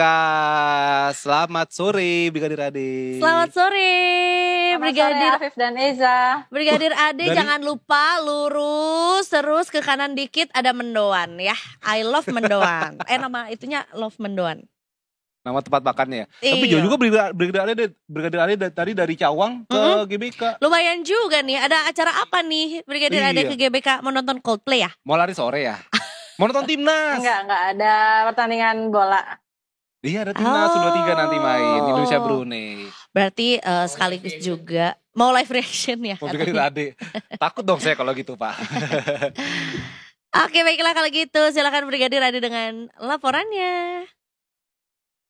Baik, terima kasih Afif dan Eiza. Selamat sore Detikers. Saat ini saya berada di kawasan GBK, tepatnya di kawasan Jalan Asia Afrika, di mana kondisi arus lalu lintas pada sore hari ini dari arah Sudirman yang akan menuju ke arah Senayan ataupun menuju ke arah Semanggi. Arus lalu lintasnya terpantau ramai lancar. Dan terlihat bahwa kecepatan kendaraan di kawasan ini pun dapat melaju dengan kecepatan normal selepas traffic light. Namun antrian di traffic light sendiri di kawasan ini cukup panjang, sekitar 200 meter ke belakang. Dan harap bagi para pengendara untuk tetap bersabar, tetap berhenti di belakang garis stop saat lampu merah dikarenakan ada hak pejalan kaki di depan garis stop.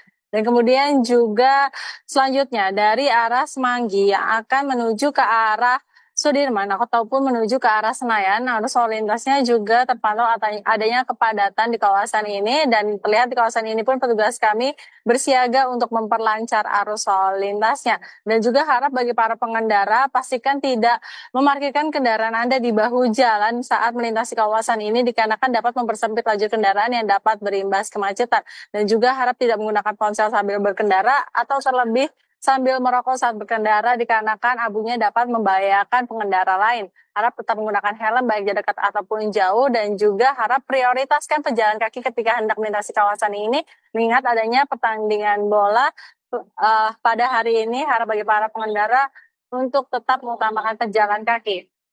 Dan demikian informasi yang dapat kami sampaikan. Dan bagi Anda yang ingin mendapatkan informasi tentang kondisi arus lalu lintas terkini, Anda dapat menghubungi call center kami di 1500669 atau dapat melalui SMS center di 9119. Stop pelanggaran, stop kecelakaan, selamat tahun untuk kemanusiaan, Indonesia Tip, dan salam presisi. Demikian Brigadir Ade sini melaporkan. Selanjutnya kembali pada Arif dan Eza di studio. Baik, Brigadir Ade. Brigadir Ade, aku mau tanya, kalau nggak salah itu ada denda ya dan hukuman bagi para pengendara motor yang merokok di jalan ya? Ganggu banget. Itu ada dendanya kan Brigadir Ade ya? Di dendanya adalah dicolokin Ada pasal dan ada dendanya. Semuanya kalau pelanggaran yang merugikan orang lain pasti ada. Setuju, karena ganggu banget kalau orang kayak begitu. Ya, bener Brigadir Ade. Kayak nggak ada tempat lain aja gitu. Dia cocokin aja Brigadir Ade sama matanya sendiri langsung di tempat. Langsung di matanya. Iyalah. Oh ya, Brigadir Ade mau tebak skor dong Indonesia Brunei nanti berapa nih Brigadir Ade? U23 ya malam ini. U23 malam ini. 3-0 Indonesia win. Amin. Siap. Dan jangan lupa jajan mendoan. Oke, terima kasih banyak Brigadir Ade atas laporannya. Selamat bertugas dan salam presisi. Baik, terima kasih. Selamat bertugas semua. Salam presisi. 3-0. Amin. Harusnya lebih sih, harusnya bisa lebih. Karena kalau Brunei kita menang terus biasanya. Bukan yang sombong ya. Walaupun Brunei negara sultan, Za. Bener. Kalau kita kan banyaknya sultan-sultanan ya. Andara, Sultan Cipete. Bener. Nanti kita akan bahas lebih lanjut juga ya. Kira-kira strategi apa yang digunakan untuk pelatih debutan Gerard Vandenberg. Apa bacanya Gun? Vandenberg. Apa kan lu orang Belanda? Sastra Belanda. Cara sebutinnya. Gerard Vandenberg ya? Gerald Vandenberg. Pelan-pelan. Gerald Vandenberg. Heratnya herat. Iya kan, kayaknya dibaca. Nun mati ketemu ba ya. Itu iklab. Iya, udah. Oke, kita break dulu, jangan kemana-mana, habis kita balik lagi tetap di Detik Sore. Gak cuma hore.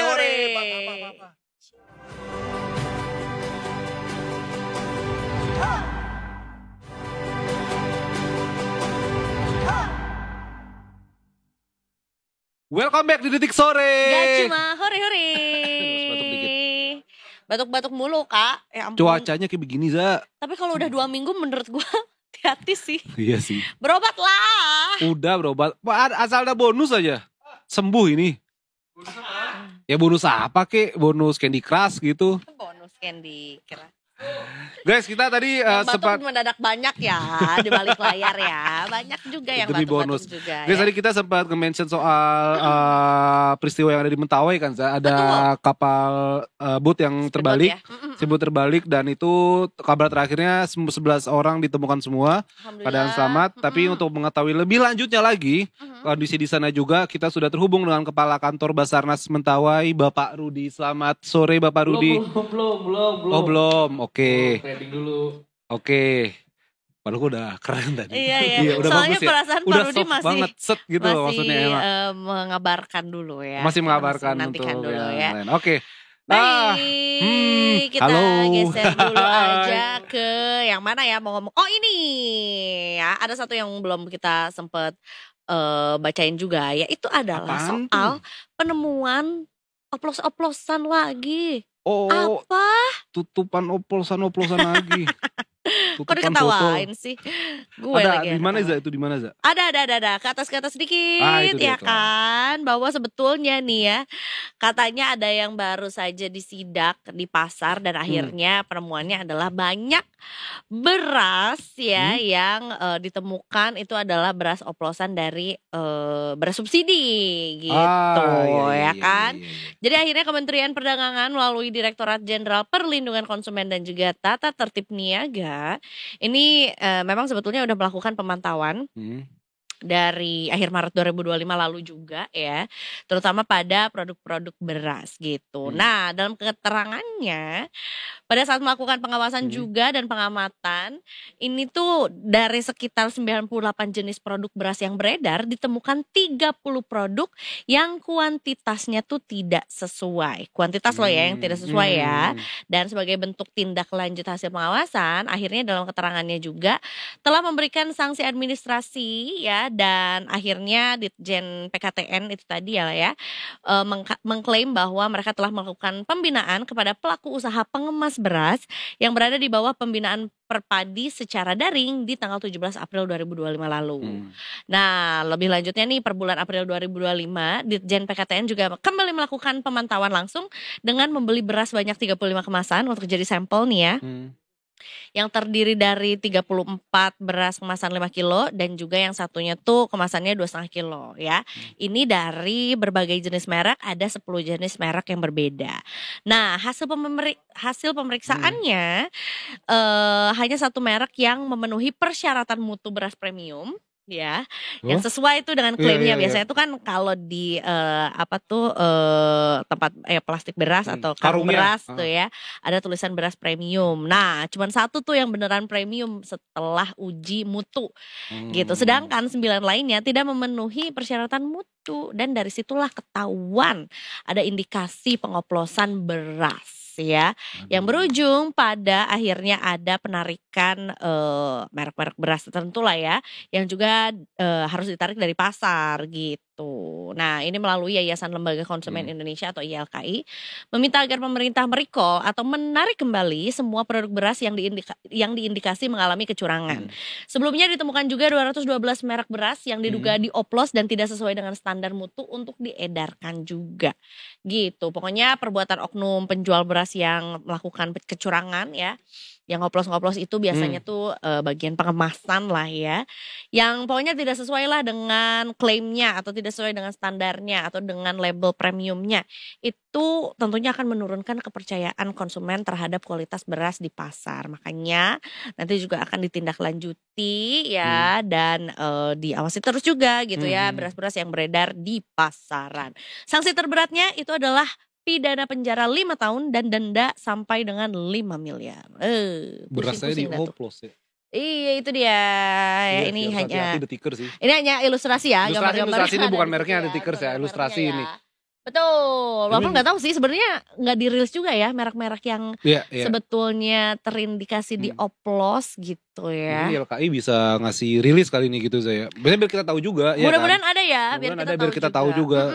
Karena ini makanan sehari-hari ini. Betul. Menurut gua salah satu yang patut diapresiasi kepremiumannya adalah beras Hokben. Nasi Hokben enak banget. Enak banget nasi Hokben. Sego kucing juga enak. Apa tuh? Nasi kucing. Seko, angkringan seko kucing, angkringan. Tapi kan nggak tahu mereknya apa. Sego. Tapi kan itu nggak tahu mereknya apa. Iya, nggak ada mereknya sih. Tapi bisa macam-macam kan. Macam-macam. Angkringan mana yang best? Pak Putih sebelah mana? Sebelah mana Fatmawati? Rumah sakit Fatmawati yang kantor pos. Itu Fatmawati terus lampu merah. Angkringan, satu area gitu. Habis pom bensin maju lagi ya? Oh, oke. Susah ya. Susah sih ya. Susah ya, tidak spesifik. Ya pokoknya di situ lah ya. Di situ. Mana lagi angkringan enak? Jogja. Jogja enak semua. Enak dan murah lagi, Za. Iya, murah, transportnya yang mahal. Nah, tiket pesawatnya mahal, tapi segonya murah. 8.000 ya kan? Iya. Jalannya 800.000. Di mana? Mampang, ada. Emang ada? Tahu. Dekat mana? Tahu yang ada jalan mau ke bawah, ada apa? Ini ada AW. Oh, itu di jualan nasi goku. Itu gue lewat situ kalau berangkat ke sini. Oh. Coba ntar. Boleh. Habis pulang kerja ya, Zaza. Langsung banget menginspeksi sego kucing. Ya, sego-sego yang ada. Guys, apa kita sudah terhubung guys sama Pak Rudi guys atau bagaimana? Belum. Lanjut trending lagi, Bro. Oh. Enak banget ya. Lanjut trending lagi, Bro. Udah ada tuh Pak Lukas di belakang tuh, ngomongin 2-3 tuh. Udah mau siap-siap pulang malah dia.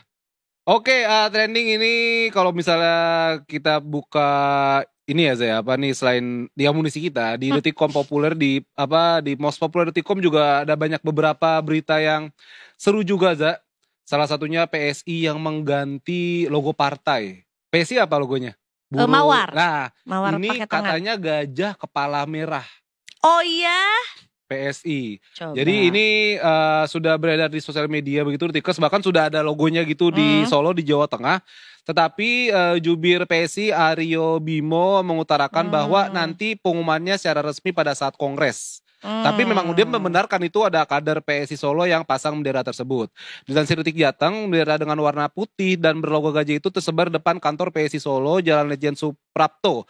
Selain depan kantor, sejumlah bendera terpapang di daerah Banjarsari sepanjang Jalan Ahmad Yani. Tampak bendera itu ya kan berlogo gajah. Nah itu. Berarti Tulus dapat dong nih royalti.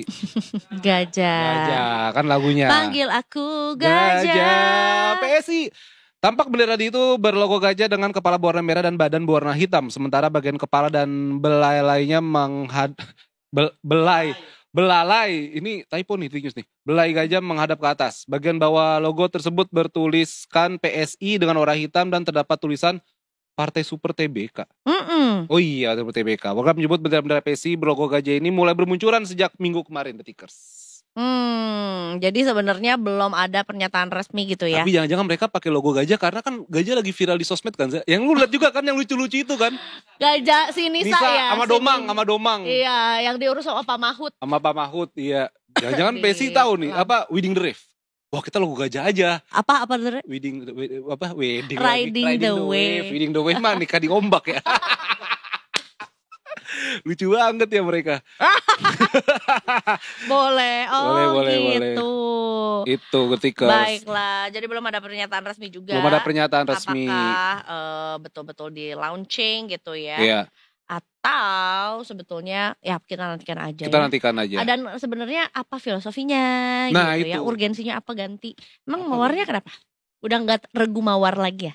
Mawar, tapi kalau semuanya indah. Pramuka itu kalau bunga-bungaan itu regu cewek kan, cowok tuh regu-regu kumbang binatang.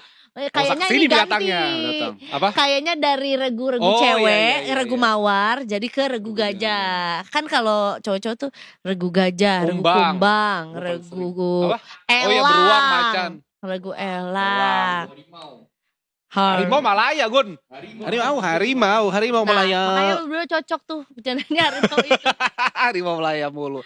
Harimau Malaya. Oke, terus kalau misalnya kita geser lagi di Detikers di ini aku ada update juga. Apa update apa nih? Karena kemarin di Sunset Talk kita ketemu sama salah satu kriminolog juga ya, yang katanya memang ya sebenarnya kita jadinya bermain logika gitu ya dari temuan-temuan yang ada. Yang kemarin diplomat itu yang meninggal itu ya? Betul ya. Update apa tuh, Za? Ada update-nya juga. Nih baru terupdate kapan nih ya?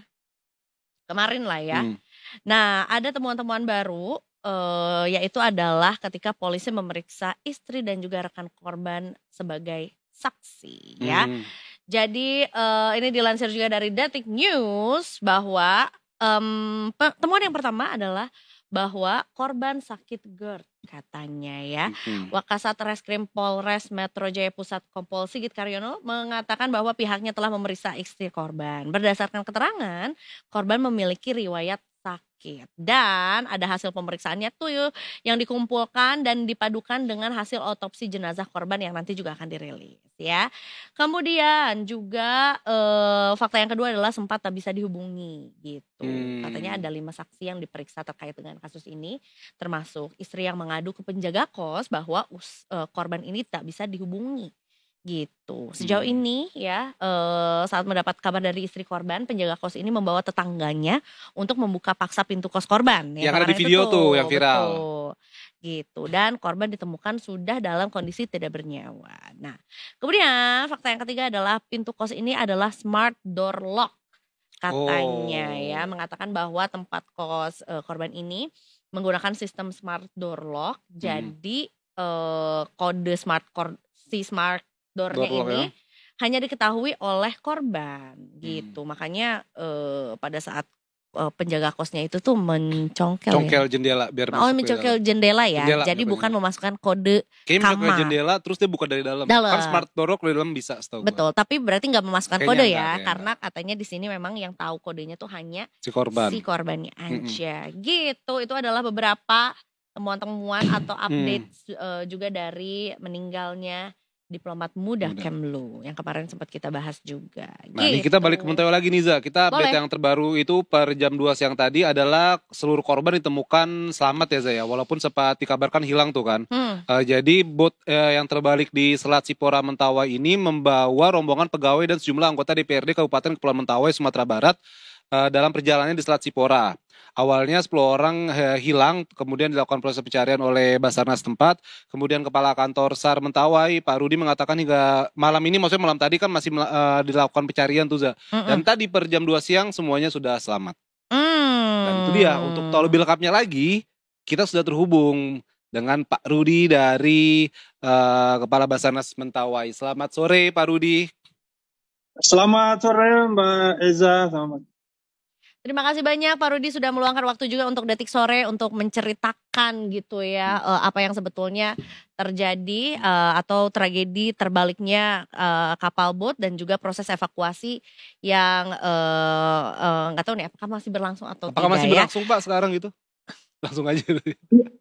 Iya, jadi untuk sekarang ini sudah tinggal evakuasi satu lagi Mbak Eza. Iya, dan ini masih dalam perjalanan. Dari lokasi kejadian itu menuju ke pelabuhan Tua Pejat yang 17 orang tadi kami turunkan.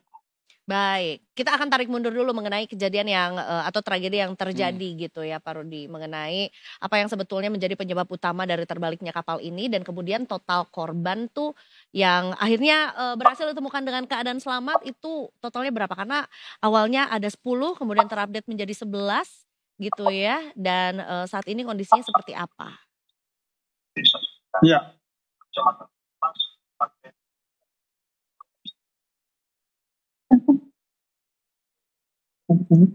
Ya.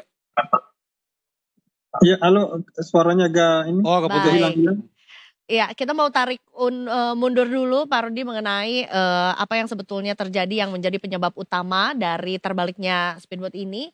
Dan kemudian berapa jumlah korban yang akhirnya sekarang ditemukan selamat gitu? Iya, baik Mbak. Jadi kronologisnya sendiri dari kejadian tersebut adalah bahwa pada hari Senin speedboat yang membawa rombongan ini mereka dari dermaga Sikakap akan menuju ke pelabuhan Tua Pejat di Sipora, Mentawai. Mereka keluar pada pukul 08.00. Cuaca pada saat keluar dari dermaga Sikakap itu sangat baik cuacanya. Baik gelombang masih normal, kurang lebih 0,5 hingga 1 meter, kemudian cuaca cerah. Namun sekitar pukul 11 siang, tiba-tiba cuaca itu berubah sangat cepat. Hujan sangat deras, kemudian disertai dengan angin yang bertiup kurang lebih dari 5 hingga 15 knot bahkan sampai dengan 20 knot. Dan sehingga mereka ini tiba-tiba antara pulau Sipora dan pulau Sikakap, di situ kan selat. Nah, di selat itu karena gelombang tidak beraturan, sehingga mereka terhempas dari gelombang yang muncul tiba-tiba ini. Seperti itu. Dan mengakibatkan perahu yang mereka atau speedboat yang mereka tumpangi ini terbalik. Demikian langsung. Oke. Dan itu sempat ada laporan juga Pak Rudi kalau korban yang selamat itu berenang 6 jam ke daratan ya Pak? Iya betul. Korban yang pertama itu yang sampai di darat itu dia berenang dan dia ini adalah sebagai operator daripada speedboat tersebut. Mulai berenang itu pukul 11 dan tiba di bibir pantai itu pukul 16.30 karena dia ini dipercaya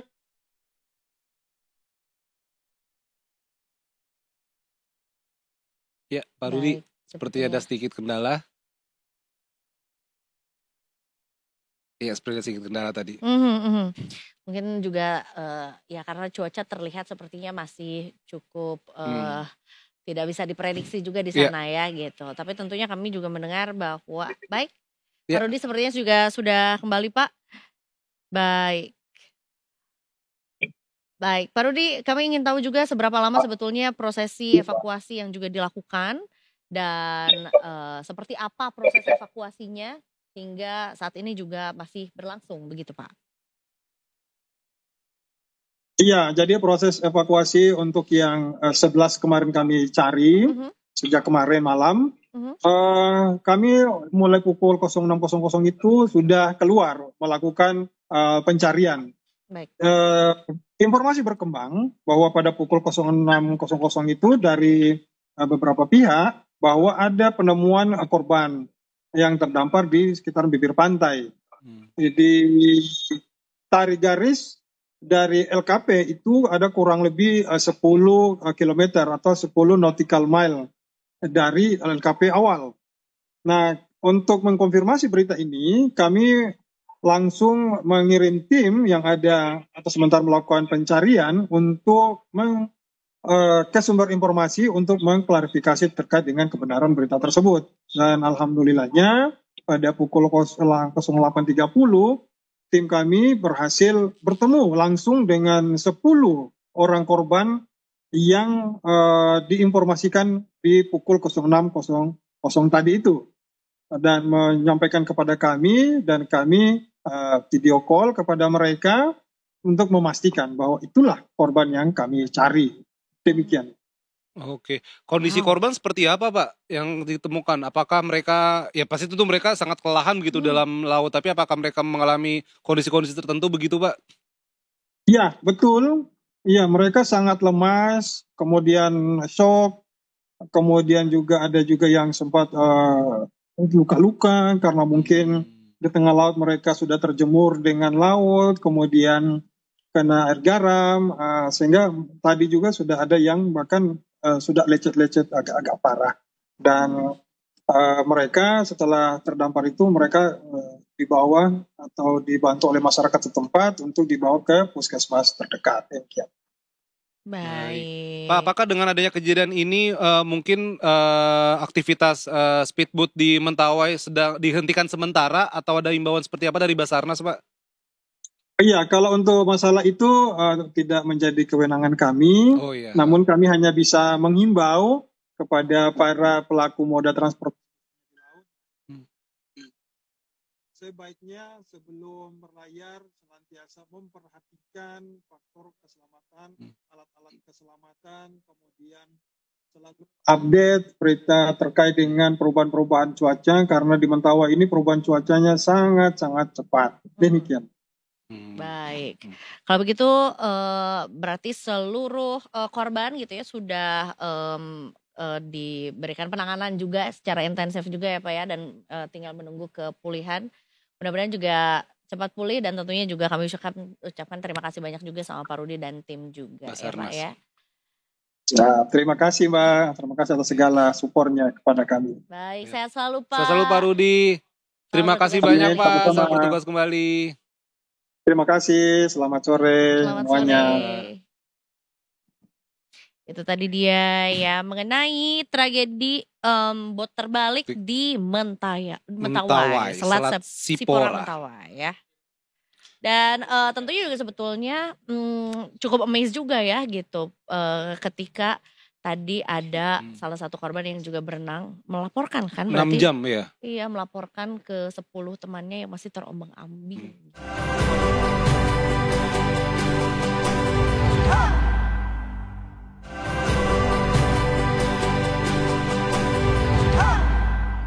Ada yang main nih. Oh, ngapain tuh mengatur strategi, ya kan? Santai aja. Jadi gue nih yang ditanyain kan. Oke, bentar. Jadi tentunya saya dan Lukas dari Detik Sore. Iya. Kita akan ngobrol juga mengenai pertandingan yang akan terjadi. Malam Timnas U23 lawan Brunei. Tidak hat-trick. Bukan dong. Oh iya nyetok ya. Iya, Lupa kita gua. santai Pantes nggak ada bumper aja. tadi. Ingetin gue lagi. Tadi pagi kan udah di Nah. di take over sama Bunda Korla. Ini gantian. Oh iya tapi kan udah koran ketik lagi. Oh iya, biar nggak mau kalah ya. Iya. Makasih loh effortnya. Iya betul. Seru banget. Malam ini wawancara gue jadinya. mau Iya, nonton? iya. Atau Enggak. kita ngobrol aja? Ngobrol aja. Tapi kan ini narasumber ya sekarang. Narasumber. Iya, benar. Siapa yang mau nonton nanti malam? Nggak ada Ke sih. GBK? Nggak ada sih kita. Kumaha. Lagi ada inilah. Tapi ntar tetap ada liputan kesana Coba yang juga. liputan. Oh. Kita sih dari rumah aja. Di rumah aja. Nanti Baik. malam main jam 8 ya Pak ya? Jam 8. Melawan Brunei. Oh, Iya. Brunei. Seperti apa persiapan kita untuk U23? Langsung selesai gitu loh. Ya, bagus, aman aja. Bagus netral. Iya. Iya. Ya persiapannya udah dari 20 Juni kan Eza. Mm. Ya harusnya udah siap tempur sih. Mm-mm. Timnas U23 Mm. dan pemain-pemainnya kan pemain yang sudah berpengalaman. Mm-mm. Jadi ya harusnya nggak ada masalah sih nanti malam. Tapi nggak sempet TC loh. Nggak sempet Nggak uji sempet coba. dicoba, Uji coba. iya, Itu bakal jadi PR banget nggak Pak? Pasti sih karena pelatih baru, Iya. chemistry strategi juga pasti akan menjadi hambatan kalau nggak ada uji coba kan. Nah tapi ya balik lagi ini adalah pemain-pemain berpengalaman dan pemain profesional jadi harusnya nggak ada masalah. Seperti itu. I see. Apa yang dibawakan sama Herald. Gerald Vandenberg gitu Ya untuk skuadnya, strateginya tuh dia tuh tipe pelatih yang kayak gimana sih? kemarin sih di laga-laga perdana dia nggak pernah menang sih sebenarnya malah. Di tim yang dia Di latih. tim yang dia latih. Oh. Yang dia latih. Ya, makanya ini juga bisa menjadi kemenangan pertama buat dia kalau nanti menang. Dan harusnya menang ya karena di atas kertas kita di atas Brunei. Brunei. Nah, dan kita melawan Brunei itu udah 2 kali di kualifikasi Piala Asia 23 2016 dan 2019. Itu menang 2-0 dan 2-1. Nah, dengan kualitas Brunei yang kemarin uji coba lawan Suriah dan Yordania kalahnya 9-0 sama 11-0, Baru. ya udah kegambar sih harusnya. Kita 24-0 maksudnya. Yang kayak gitu dong Eza. Enggak. Aku Ya optimistis Iya. boleh, Paginya ya aja. optimistis boleh. Tapi ini laga pertama masalahnya. Dan di laga pertama Piala AFF U23 Indonesia malah nggak pernah menang di 2 edisi keikutsertaan. Oh, di Indonesia. urutan terakhir. Di 2019 dan 2023. Di 2019 kita seri 1-1 lawan Myanmar, yang 2023 kita kalah lawan Malaysia. Dan itu menjadi kekalahan pertama Indonesia di Piala AFF U23. Tidak. Pak, targetnya ada nggak sih PSSI nggak sih? Apakah harus juara gitu? Kemarin targetnya kan juara memang ya, cuman pelatih Gerald Vandenberg nggak mau janji. Oh. Nah, ya itu ya kita nikmatin proses saja sih. Berarti dia rasional kalau gitu Pak ya? Maksudnya nggak Iya. mau janji. Ya walaupun kita oke lah timnas seniornya lagi oke nih kita nih. Cuma kan ini U23 ya belum bisa dibilang Iya, menjanjikan kan Pak sebenarnya? Tapi berkaca pada Piala Asia kemarin U23 kan kita sampai semifinal, meskipun skuadnya ini juga beda kan. Nah, harusnya kita juga optimistis sih bisa meraih hasil bagus, apalagi kalau lawan Brunei seharusnya kita menang lah di atas kertas. Dan di bursa-bursa di Eropa dan Asia kita diunggulkan 75% memetik kemenangan sih. Itu 71%. Ini kita segrup sama. Pada pegang Indonesia tuh yang Iya. bisa. Iya pasti dong. Kamu pegang Brunei ya? Enggak, aku Ya nanya. dapat banyak. Nah, Tapi kalau kita grup itu sama Brunei, Filipina. Malaysia. Wah, sama Malaysia. Yang partai terakhir lawan Malaysia yang bisa menjadi pertandingan final, rasa final lah, Oh. untuk memperebutkan tiket ke semifinal. Oke. Sekarang kita ngomongin soal pemain-pemain andalan. Siapakah bintang Asia itu? Bintang Asia. Bintang Asia, bukan Bintang dari Indonesia. Bukan acara lagu loh ini. Sorry. Berpacu dalam melodi. Hoki Caraka sih akan jadi Jens Raven andalan dipanggil depan. Pak? Jens Raven masuk juga. Mungkin nanti Trisulalin depan Raven, Detan sama Hoki Caraka. Hoki Caraka. Hmm. Di tengah siapa Pak? Di tengah akan Fikri, Oh ya, Robin Darwis sama Tony Firmansyah bisa menjadi andalan. Yang naturalisasi ada nggak sih Pak? Pemain tengahnya nggak ada karena itu diproyeksikan untuk kualifikasi Piala Asia U23 kan bulan Oktober nanti. Soalnya biar Jens nggak Raven. ketara banget di Iya. Asia gitu ya. Di gelandangnya nggak ada ya. Nanti ketahuan banget mana yang Namanya. naturalisasinya. Iya. Mm-mm. Kalau untuk posisi back siapa aja Pak? Muhammad Ferrari, Tade Karel. Oh. Nah kalau kita misalnya mau main 3-4-3 bisa aja nanti di 3 back tengah Buffon, Ferrari sama Tade Karel. Kalau kita mau main 4-3-3 gelandangnya tinggal dikurangin satu aja tadi yang Tony Firmansyah atau Robin Darwis atau Arkan Fikri yang akan ditarik. Tapi mereka nih yang tadi Pak Lukas bilang emang namanya sebenarnya sering main bareng semua kan. Iya, Harusnya udah pada harus. klop lah Iya, harusnya. chemistry-nya udah tercipta. Cuman masalah itu aja sih, gaya bermain.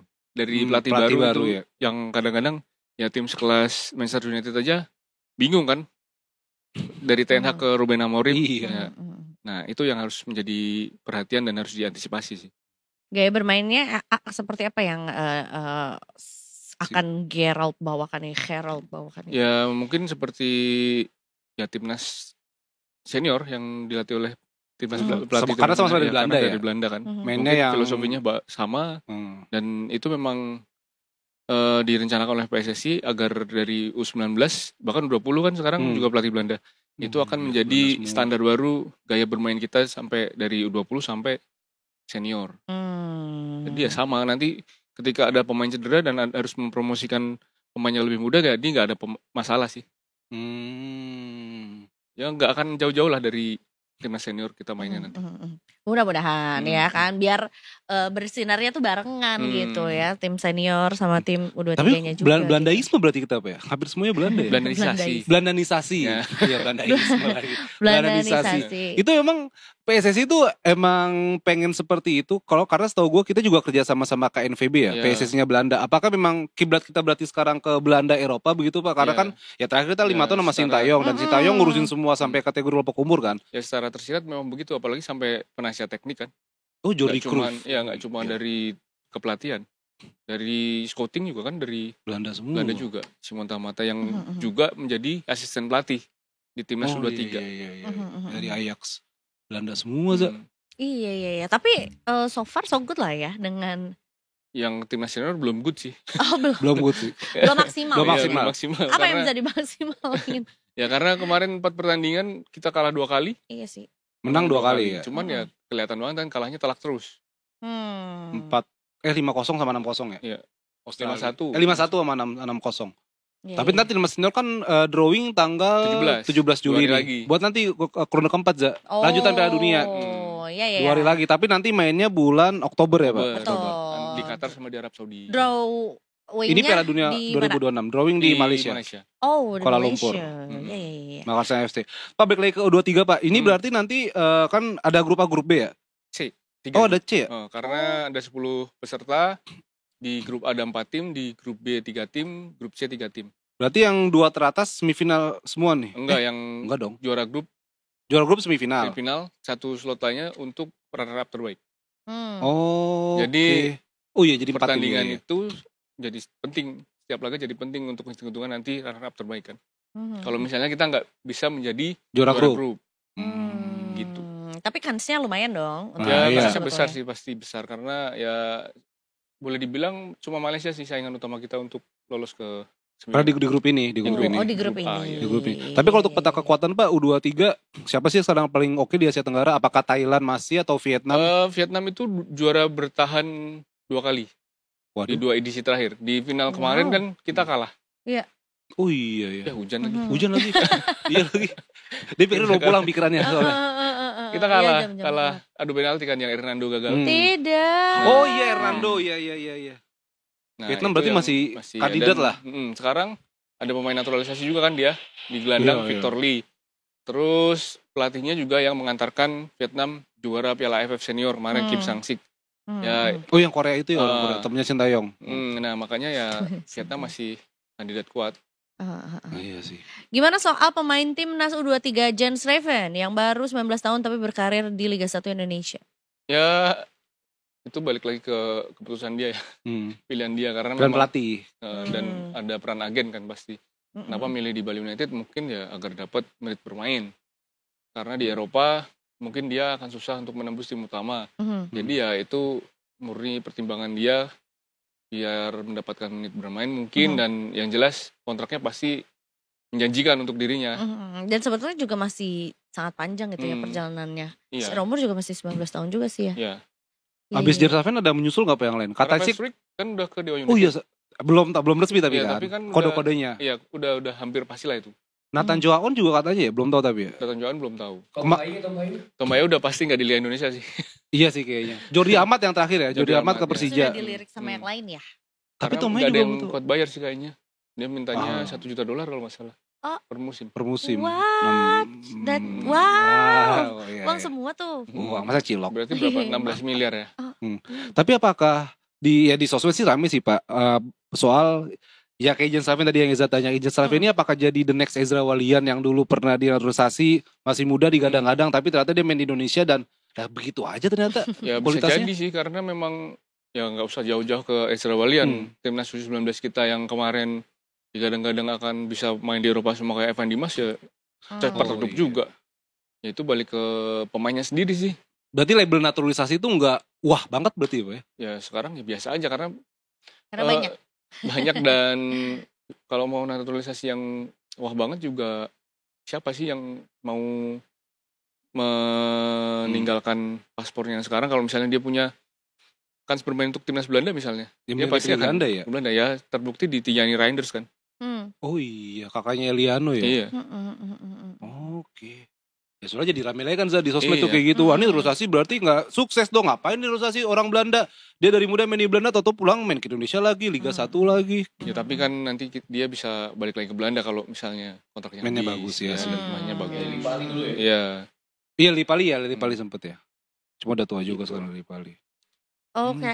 Jadi gimana nih Indonesia melawan Brunei malam ini? Harusnya menang mudah sih. Harusnya ya. Berapa prediksi? Gua 4-0 lah. Harusnya menang besar ya. Berapa Lukas? 3-0 sih. Karena mengingat 2 pertemuan terakhir ya meskipun beda pemainnya ya. Kita cuma menang tipis 2-0, 2-1. Bisa berapa? Dan ini laga pertama. Laga pertama siapa? 2,5. 2,5. Ipur. 2,5 biar seru. 2-0 lah. 2-0 ya. Tetap cantik kok. Iya, tapi kan Brunei juga ya tanpa tidak mengurangi rasa hormat ya. Kualitas mainnya juga masih di bawah kita kan Pak sebenarnya. Iya. Ya mereka selalu jadi nggak mungkin mereka keluar dengan gebrakan yang tidak kita yang tidak kita prediksikan gitu. Bola itu apa ya coba? Bulat. Itu adalah teman. Kata Subasa Ozora. Oh iya. Sliding tackle. Itu nunggu sampai depan gawang 3 episode deh kayaknya. Iya benar. Iya. Dari shot kanan cing. Lu nonton juga tuh? Nonton. Ya dia pas nendang ingat masa kecilnya kan kayak ya dulu masih di sapi pakai ASI iya kan. Flashback dulu lahir. Lama banget. Ketemu bapaknya yang nakoda iya. Ketemu Roberto. Iya. Bagi denda. Roberto pelatihnya dari Brazil dulu yang dia masih kecil namanya Roberto Homo. Oh iya. Terus waktu dulu TK bareng sama Giant Suneo. Itu beda universe. Oh beda. Beda universe. Iya, Doraemon. Lu enggak bilang Son Goku sih. Jauh lagi. Berarti jam 8 malam ya, teman-teman. Mudah-mudahan udah reda ya, biar yang mau ke GBK. Oh iya, nanti biar aku.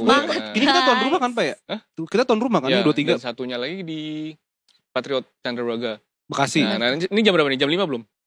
Udah kan? sana. Ya, ini Malaysia lagi main lawan Filipina. Oh iya, Malaysia Filipina. Kenapa dibarengin sih? Enggak bareng dong Iza. Kan duluan.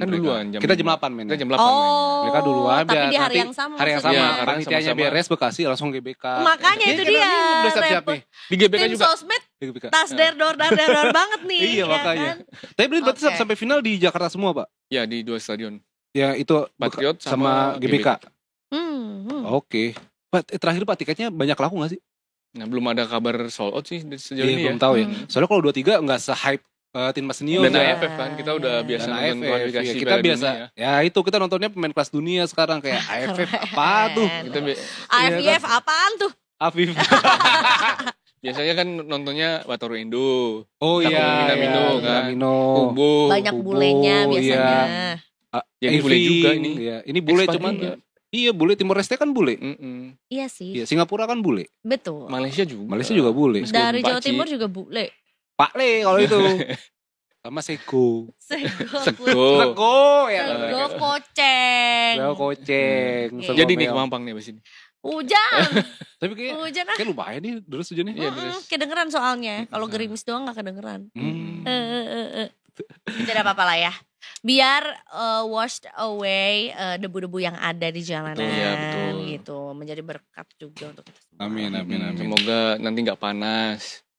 Amin. Semoga nanti timnas menang. Besok lebih cerah lagi. Tapi lembab sih pasti. Humidity-nya tinggi kalau habis hujan. Iya, benar. Iya. Apalagi di stadion kerasa tuh. Kan main malam. Sampai malam lagi. Sampai udah jadi jamur-jamurnya. Jamur crispy lagi. Lampunya sih panas ya. Lampunya sih panas ya di GBK itu. Iya. Semangat deh. Kita berikan energi dan doa yang luar biasa untuk tim. Semoga menang. Semoga menang, U23. Biar besok Menang traffic dengan bagus kan? cantik. Biar besok traffic bagus. Iya. bener, Pak. Traffic titik sport. Iya. Tapi menang kalah kan rame-rame aja. Kalau ada Indonesianya coy. Kalau kalah rame di awal orang ngehujat habis itu udah Za. Cuman Iya. kalau menang kan bisa sampai besok tuh di bawah. Iya, karena Sampai besok tadi lawan lagi Filipina, Za. Besok Filipina, iya. Dan juga ini kan olahraga setelah Piala Dunia antar klub beres ya kita sekarang Piala AFF ya di olahraga lah sama Japan Open doang 2025 sama MotoGP kali ntar Pak ya. Kok belum ngeluarin ini dia list lapangan pedal yang harus kamu coba. Oh, Ntar bisa, ada bisa. tuh, Ntar ntar ada. ada. Tunggu ya. Ini dia lapangan pedal yang lapangannya pink. Bisa. Ini dia lapangan pedal yang Buat raketnya gratis gitu. Boleh atau booking via online. Nah, Bisa. Ntar ada kanal baru di Tik Sport. Boleh. Ada. bookingnya lewat Pedal. Detik Event ya, jangan lupa ya. Iya, boleh. Tuh kasih boleh. tahu guys. Iya. Atau turnamen pedal yang bikin Detik Sport sama Detik Event. Bisa oke. Yang main ada Govinda. Suaminya Indi menang mulu. Jago ya. Jago. Baik. Apalagi yang Oke. mungkin kita harus tahu untuk pertandingan malam ini? Enggak lah ya, aman lah ya. Aman sih. Ya pokoknya ini laga pertama si Vandenberg ya semoga menang Pak ya. Semoga menang, semoga karena kan ini ya debut dia. Ya. Dan pemain-pemainnya pada baru, ya nggak baru sih Nggak maksudnya baru di baru tapi muka lama. Muka lama. Tapi beberapa debutan ada kayak Dominikus Dion dari PSS, Brandon Suneman yang kemarin baru masuk juga di U23. Tapi sisanya juga nggak ada yang ini. Paling Altaf Indi dan nggak banyak sih yang muka baru. Muka baru ya. Berarti ini kalau menang berarti adalah pemenangan pertama juga bersama dengan Herald. Iya. Dan kemenangan pertama di laga pertama. Oh, Kalau cetak nanti rekor menang. lah ya. Ya, Pecah telur. pecah telur. Ya. Semangat Om Herald, C. Kenal banget. Kenal banget nih. Yang biasa dipanggil Om tuh Simon Tahamata. Om Simon. Oh, Om Om Simon. Simon. Semangat Om Simon. Udah 70 tahun. Itu siapa? Ada ini PSS asisten pelatih, pencari bakat. Punya darah Maluku. Punya darah Maluku. Om Simon. Nyong Ambon. Om telolet Om. Oke Pak Lukas, terima kasih banyak. Terima kasih, Pak Sudi Abid. mampir ke Detik Sore. Sudi mampir. Sudi mampir. Ya, berakhirlah sudah semua. Kayak rumah makan ya, Sudi mampir ya. Jangan kau tangis. Iya, Sudi mampir. Biasanya ada di kilometer-kilometer Iya. berapa gitu ya. Enak lagi. Biasa buat rest area travel. Udah, tebak skor dong. Udah, tebak 4-0, skor. 3-0, 2-0. Udah guys, Udah. jangan kayak Galih nanya udah ada. Baca dulu Kita dong. baca dulu, Dengerin makanya. dulu dong kalau ini ya. Dengerin dulu dong makanya. Pak Lukas sekali lagi makasih banyak Pak Ya, Lukas. sama-sama. Sip. Afif. Selamat bertugas. Sama Eza. Selamat bertugas juga malam ini. Selamat nonton juga buat Detikers yang nonton di lapangan atau nonton di rumah juga. Ramaikan pokoknya Detik Sports. Oke. Ya. Oke lah, Oke, saja kita kita- cabut. Kita kembali lagi besok. Di Ya. jam yang sama, jam 3 sore waktu Indonesia bagian Barat. Dan tentunya juga waktunya Iza Mangfira pamit. Hai Farhan cabut. Lukas Aditya cabut juga. Serta seluruh kru yang bertugas, kita cabut, undur diri, mohon maaf kalau ada salah kata Detikers. Besok kita ketemu lagi di Detik Sore. Gak Gak cuma ore-ore.